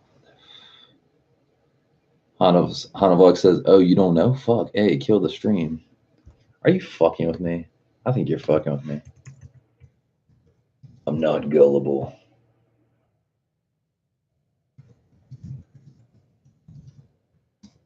Let's see.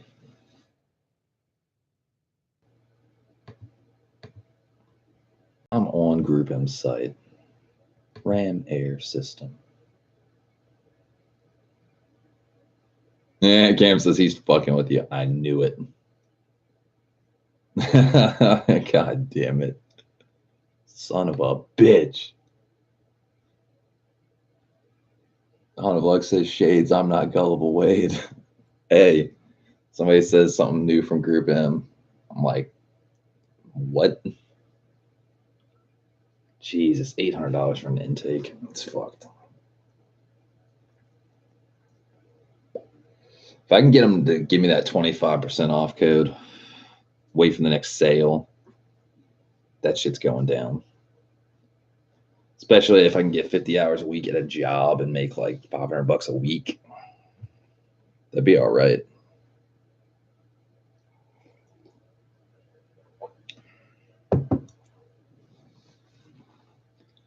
Fry says the Ridgeline pre-runner drools.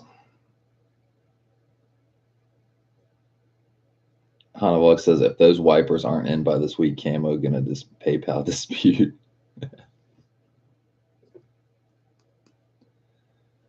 Yeah, I'm still blown away. This guy might actually send me some money back, but dude, $300 for all the shit that I found out about this car. $300 is like chump change. I think 500 is like low ball, not low ball. 300 is definitely the low ball, but 500 is like minimum. You know what I mean? Because I was thinking like, dude, like, let me get $1,000 back. How about that? $750. How about that? Catch me outside. How about that?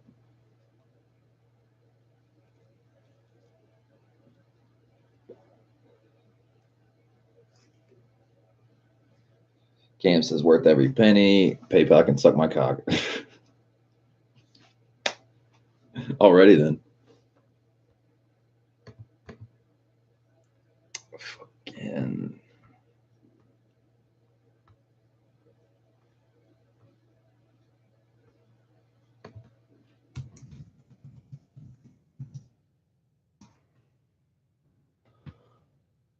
Box has no response to that.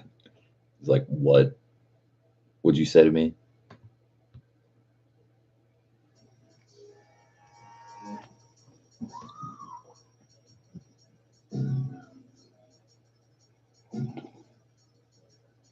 Whoa.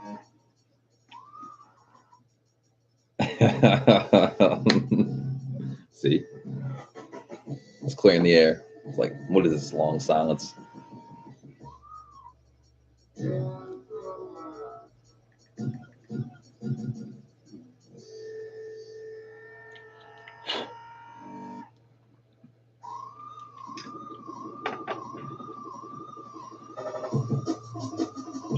Hanablock says, Cam, if you do make videos of your cars, they'll do well. I mean, even now, CTR content doesn't exist from like actual drivers.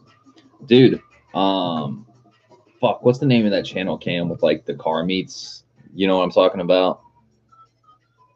The one where it's like the car show where you had the two-step shit. You said, you know, they asked you what your car was, and you're like, oh, it's just a half a V8 with a hairdryer attached to it. Like that channel, you should check that channel out, Christian. Like the Australian car community, car scene is actually pretty dope. If you were looking for new channels for recap, they had some pretty cool shit there. Hanablock says you got Gato and then like Dustin Williams or something when he had one and he just rimmed it and sold it. Fry says, yeah, there's like 4 YouTubers for CTR, but they ain't down under. Yeah, Games Tech Auto, that channel. You should check that out. The car meets are pretty cool. Get some Australian content.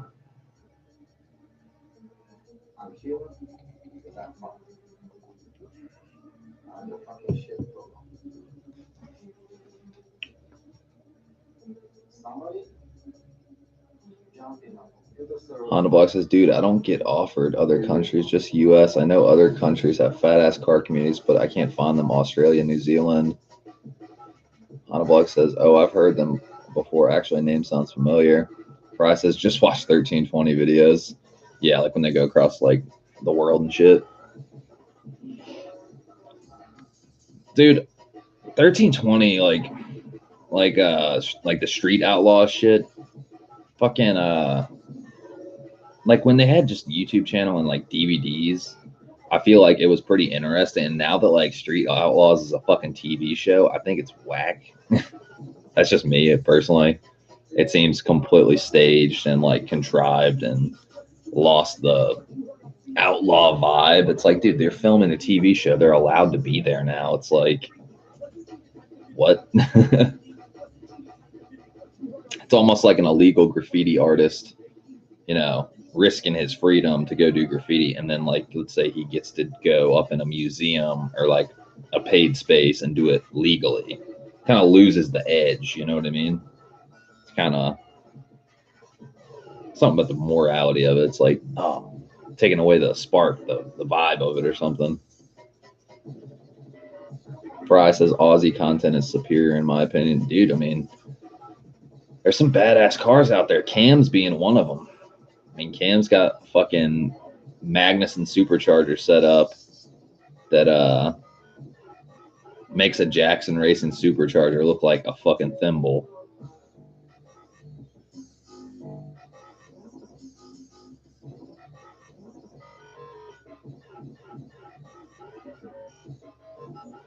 Hanavlog says, hey, you know, Hayden got a RSX now. I saw that video. I did.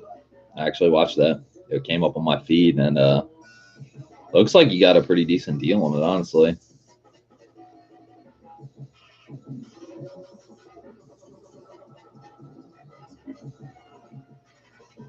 Fry says, it's actually real. They fight from shit talking off camera. Damn, well, you fooled me. Fry says, how did he get it for 2K? So jealous. Yeah, for real. I don't know how many miles were on it, but I liked how he whoever owned the car before him had like tons of weed crumbles all over the carpet. That's pretty funny. But yeah, what did it need? It needed a new slave cylinder or something like that. Hanablock says, yeah, I don't know, that Boosted Boys card. That Zosh card. Hanavlog says Racer Miata is going to build a Honda soon too. That'll be interesting. Honestly, I really don't even. It's nothing against the Racer Miata. I'm not really that exposed or watched his channel that much. I might have watched like one or two of his videos. I don't know. Didn't really reel me in. Not necessarily bad content or anything, but Fry says that's like $50 right there with the weed. Just find $50 worth of loose weed in the car's fucking carpet. That's a deal, man. That's a $1,950 car.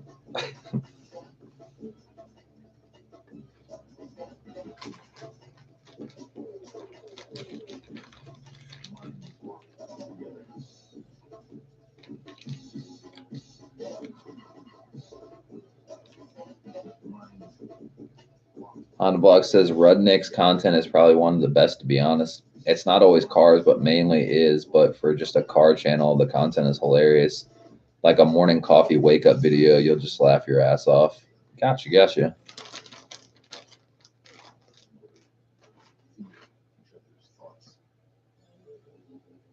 This way, our minds were locked together.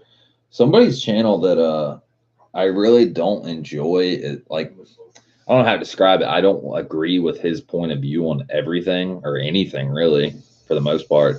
Regular car reviews, but like his little like silly ass like commentary, the shit he says, it actually makes me laugh quite a bit. Like, I don't know, like especially like the one of the video he did of Gato's CTR. He's like, this is the car you buy if you're a weed dealer named Jason and you cut your kush with oregano.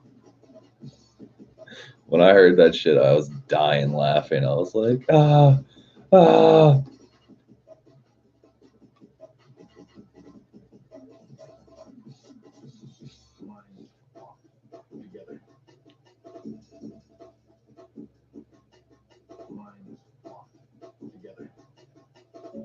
Let's see. Cam says, I should have made build videos because they took so long. I just took pics. Yeah, dude, pics are so much easier to take than having to hold videos and set up tripods. Like if I had a filmer, I'd probably have thousands of subs. I'm not even kidding you. Hanavlog says, LOL, he did got this car. He did. It's pretty funny. He shit talked it pretty good, honestly. Seemed like it. I don't know. He's a shit talker. Had regular car reviews. And his like little intro songs where he plays music, his little songs are so bad they're kind of funny. Fry says it would be dope if your tobacco bag was weed. Yeah, bro, just like big old fat fucking half ounce.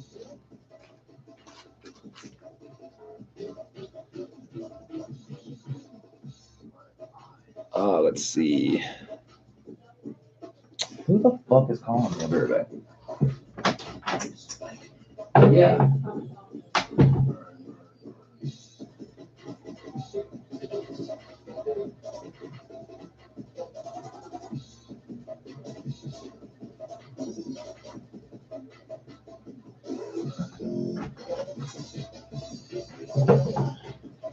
People talking to me. Yeah, since it's snowing, my pop's coming home he took my mom's car. See, because if I go to my job interview today, well, it's not even really a job interview. I'm pretty sure I got the job already because they wouldn't have called. But whatchamacallit? He's got her car, so like if I go to O'Reilly to get interviewed or whatever, I have to take her car, so like I gotta figure that shit out. DC5 in the snow doesn't sound like fun. Hanavlog says I say that sometimes. Fry says, who the fuck cuts Kush with oregano? Wow, bro. If I don't see big nugs, I'm good. Right? If somebody try to cut Kush with oregano, be like, what is all this fucking shake? Shake is for 8th graders. Hanavlog says, wait, like actually Gato's car just at the site bar? No, Gato's car. Like Gato was in the car with him. Hanavlog says, last time Shades took a phone call on stream, we got his CC number and home address. Let's just thank YouTube for the mute button not fucking working. It was muted. It had an X through the microphone, / through the microphone.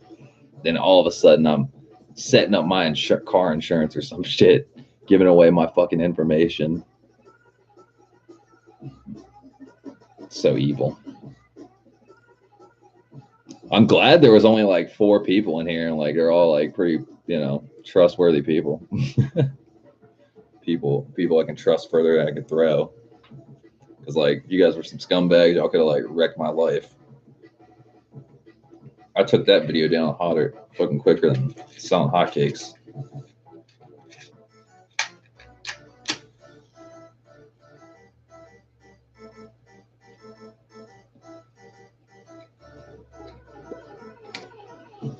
Ow, dude, ow. Fucking piece of the cherry fucking landed on my leg. Fry says Honda Block savage. Camp says that was funny, thinking he muted the mic. God damn it. Son of a bitch. Fry says, yeah, man, Honda fam. That's right.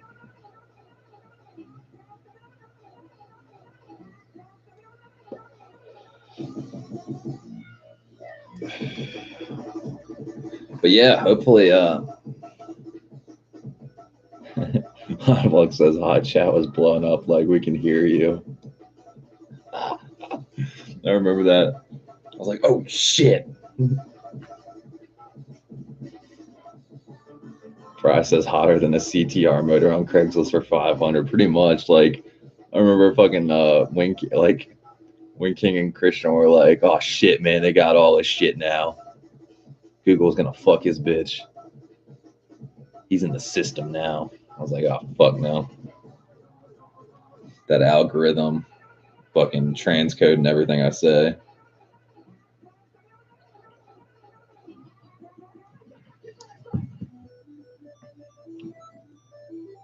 That shit was crazy. I think what had happened was I clicked on the microphone unmute thing or something like that, or not by on purpose, obviously. I clicked mute. It had the slash through the microphone, right? Okay. When you have 2 monitors, you have to click from one monitor to the other because, like, here, I'll show it to you. Okay, so, like, if I'm on this monitor, right, the top, it'll toggle between the 2. So, like, if I'm over here, I'm not on this monitor anymore. You see how it kind of looks like it's like I don't think you guys will be able to tell, but it looks like it's kind of like unhighlighted a little bit. So like if I click on this, if I click over here, look, see how like the color changes and shit? It like toggles between screens. So I think what had happened was when I went to go click, it like somehow unmuted it or some shit.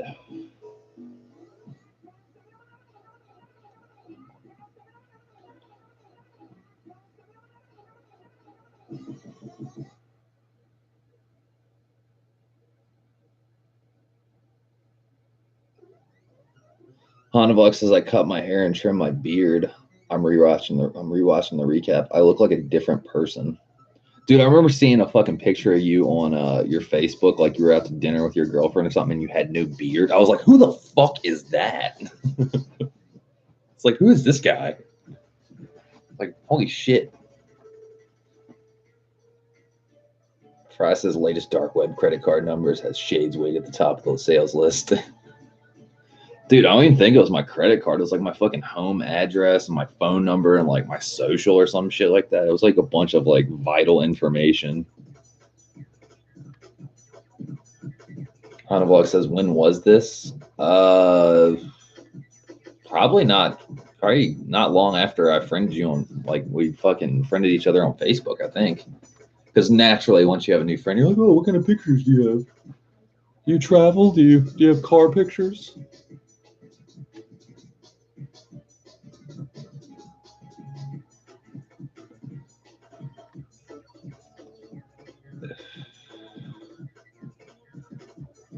Fry says Hanavlog's got creeped out. That's right, motherfucker. I'm looking at you.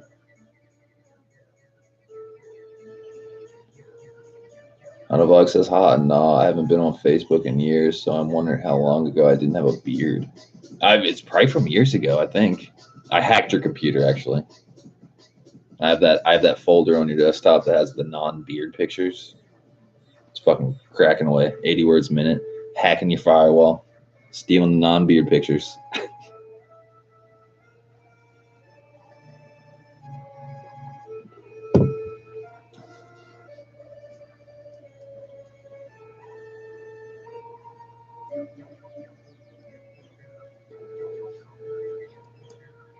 I got Wing King to private investigate your non-beard life.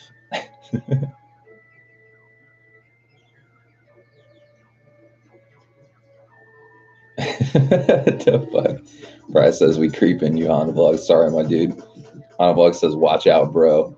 I drop nudes throughout every photo dump just so people get them surprised. Yeah, take that, moments. Yeah. Just doing some random fucked up shit. That's funny. Like, Mars Volta, back when they were at the drive-in, like Omar, the guitar player from Mars Volta, and at the drive-in, like he would always have a camera, like an 8mm film camera, or like, different cameras and shit like that. They used to film just like random shit. And their van got stolen one time in an interview. Cedric was talking about it, and he was like, yeah, they stole our van, and like they got like all our film footage and stuff, and they were cracking up because they were like, there's whoever got that camera is probably just like so fucking like weirded out. It's like fucking random ass shit, and just like Omar naked in a bunch of pictures and shit like that. Like he would do that in case someone stole his camera. That's what it reminds me of.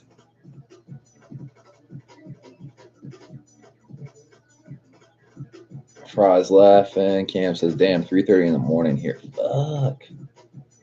Honda Vlog says, scrolling through, and boom, Costanza post. I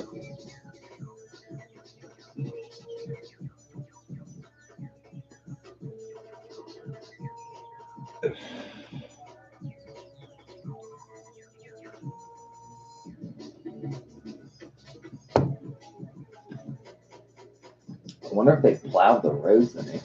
It's looking like a no.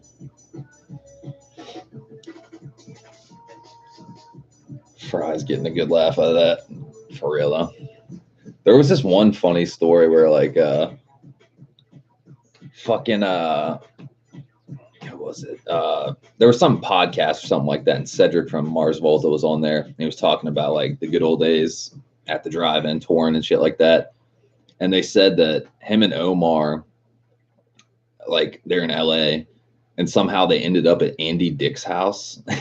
And Andy Dick being a weird motherfucker, like strange character. They were like, Andy Dick was the weirdest motherfucker. Like he used to just keep like a stable of guys around, just like random like actor guys, like trying to like make it in LA acting, and fucking you know, there'd be these characters over there, these up and coming like actors trying to make it in Hollywood and shit, and they would just like seek like they would just like seek acceptance from Andy Dick. They'd just like be like random actor dudes around, just like, Andy, tell me I'm a badass actor, Andy, shit like that. Fucking so like Cedric and Omar were just like laughing their fucking asses off. They're just like sitting on a couch watching all this shit unfold. These like fucking random dudes like seeking you know, verification or acceptance from Andy Dick. Like, Andy, tell me I'm a badass actor. They're just cracking up, and then Andy Dick looks over him. He's like, "What the fuck are you guys laughing at?" They just could not stop laughing. Just like random shit like that going on. He said like somebody like just random characters over there, like, you know, they'd wake up to somebody like on the roof, like taking a bowling ball and like throwing it on a trampoline and like knocking over a bunch of like glass, like fucking and like porcelain fucking like pots and shit like that. Oh my god, can only imagine.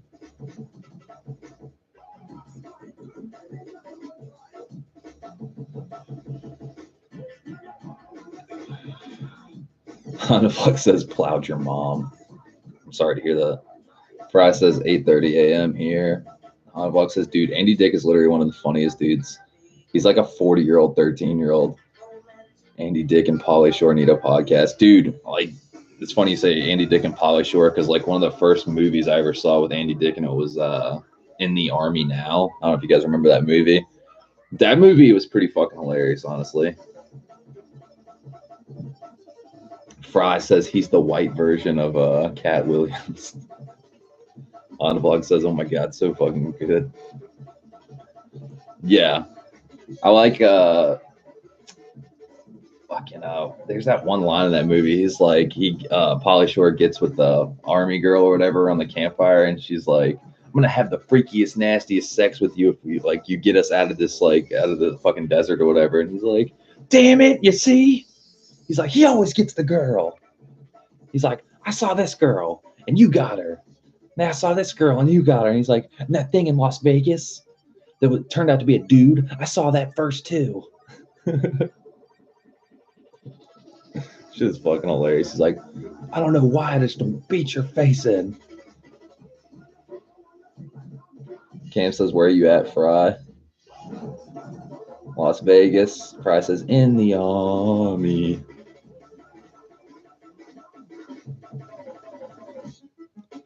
That's right.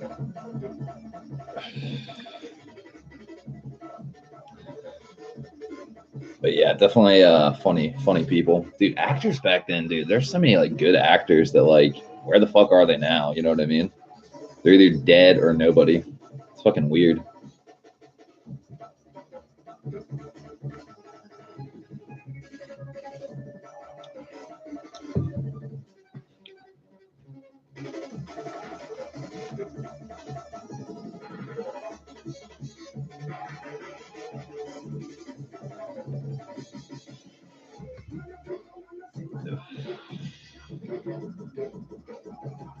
Hanavlog says, hey, does the premiere thumbnail fuck with people? Like, I can set the premiere for 8 p.m., but I'll put the thumbnail up now like it's live. I mean, the weird thing is, like, when you put the thumbnail up, I've gone in there hours before it's time, like 11 p.m. or 8 p.m. or whatever.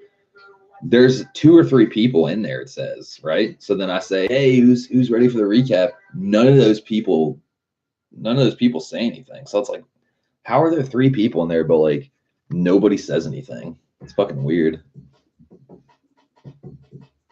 Honda Vlog says, Hey, Fry says they don't do the rituals. True story.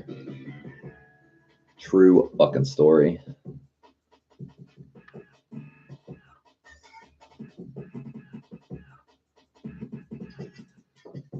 There's a lot of people that don't do YouTube. People don't get it. I've learned this. Cam says stalkers. Hanavlog says they click and watch. That's about it. That's just fucking weird to me, dude. Like, first like 15 minutes of this stream, I'm sitting here, you know, I'm rolling a cig, I'm drinking my first cup of coffee, and I'm like, all right, what's good, guys? It's your neighbor B, it's your fucking neighborhood Jesus. You know, let's wait for some people to get in here, and I'll go through the update so I don't have to keep regurgitating the same information 17 fucking times. I get one on the head counter, doesn't say a word for 15 minutes, and I'm just like, okay, this is kind of fucking creepy. Like, anybody could be watching me, and they're not saying a word. It's like, that's a fucking weird feeling. I'd rather that shit say 0. I'm not even kidding.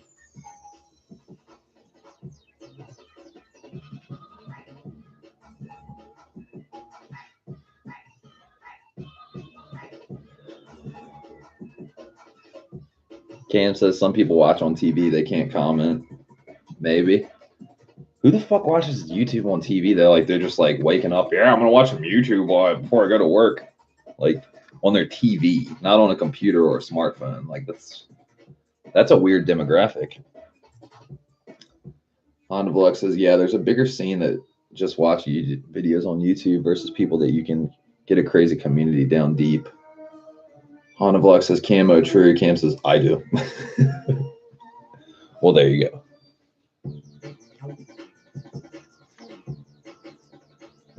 Honda Vlog says, I got the metrics. There's a lot more now with smart TVs. Yeah, but why can't they comment? Like, can't they hook a fucking keyboard up to their fucking TV? I'm just saying. Should put a big disclaimer, like a fucking little cue card sign in front of the webcam, like, if you're not going to comment, get the fuck out.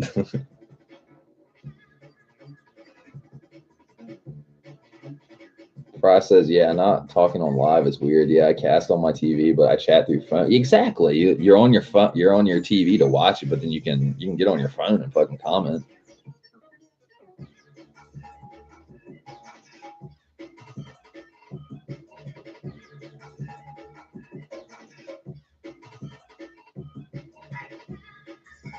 Honavlog says a lot of people in my complex got new TVs this Black Friday. When I click a video on to stream, I see hella new TVs, so I started to just playing my videos on their TV and start listening for my voice. Dude, that is great. You got someone above you or beneath you, the Wi-Fi is traveling through the walls or the Bluetooth or whatever, like, and just stream your shit to their TV. That's fucking great.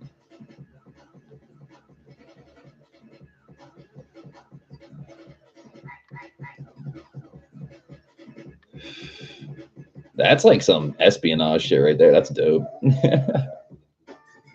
Fucking that's almost like you're at the bar. I don't know if you guys ever go to the bar or not, but you know, you got a TV behind the bartender so you can watch sports or, you know, news or whatever the fuck. Download the TV remote, the universal TV remote on your smartphone. Turn the fucking TV off, like, and try to act like it wasn't you. That shit's pretty funny.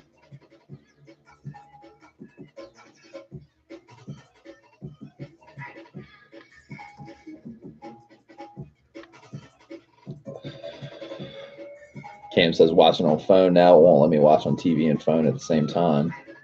Huh. That's weird. If you have a smart TV, you should be able to go to YouTube on your own, go to that, and then turn off the Bluetooth on your smartphone and watch it independently and comment that way. Because if you're tethering it from your phone to your smart TV, that's not going to work, because I know what you're talking about.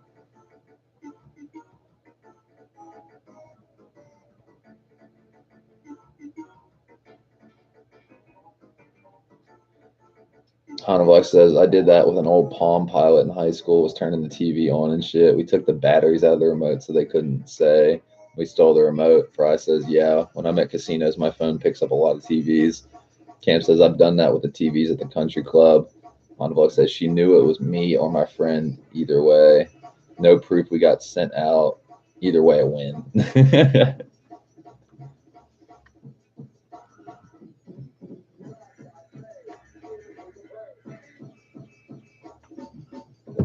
Oh shit, the sun's coming out. Look how bright it's getting in here.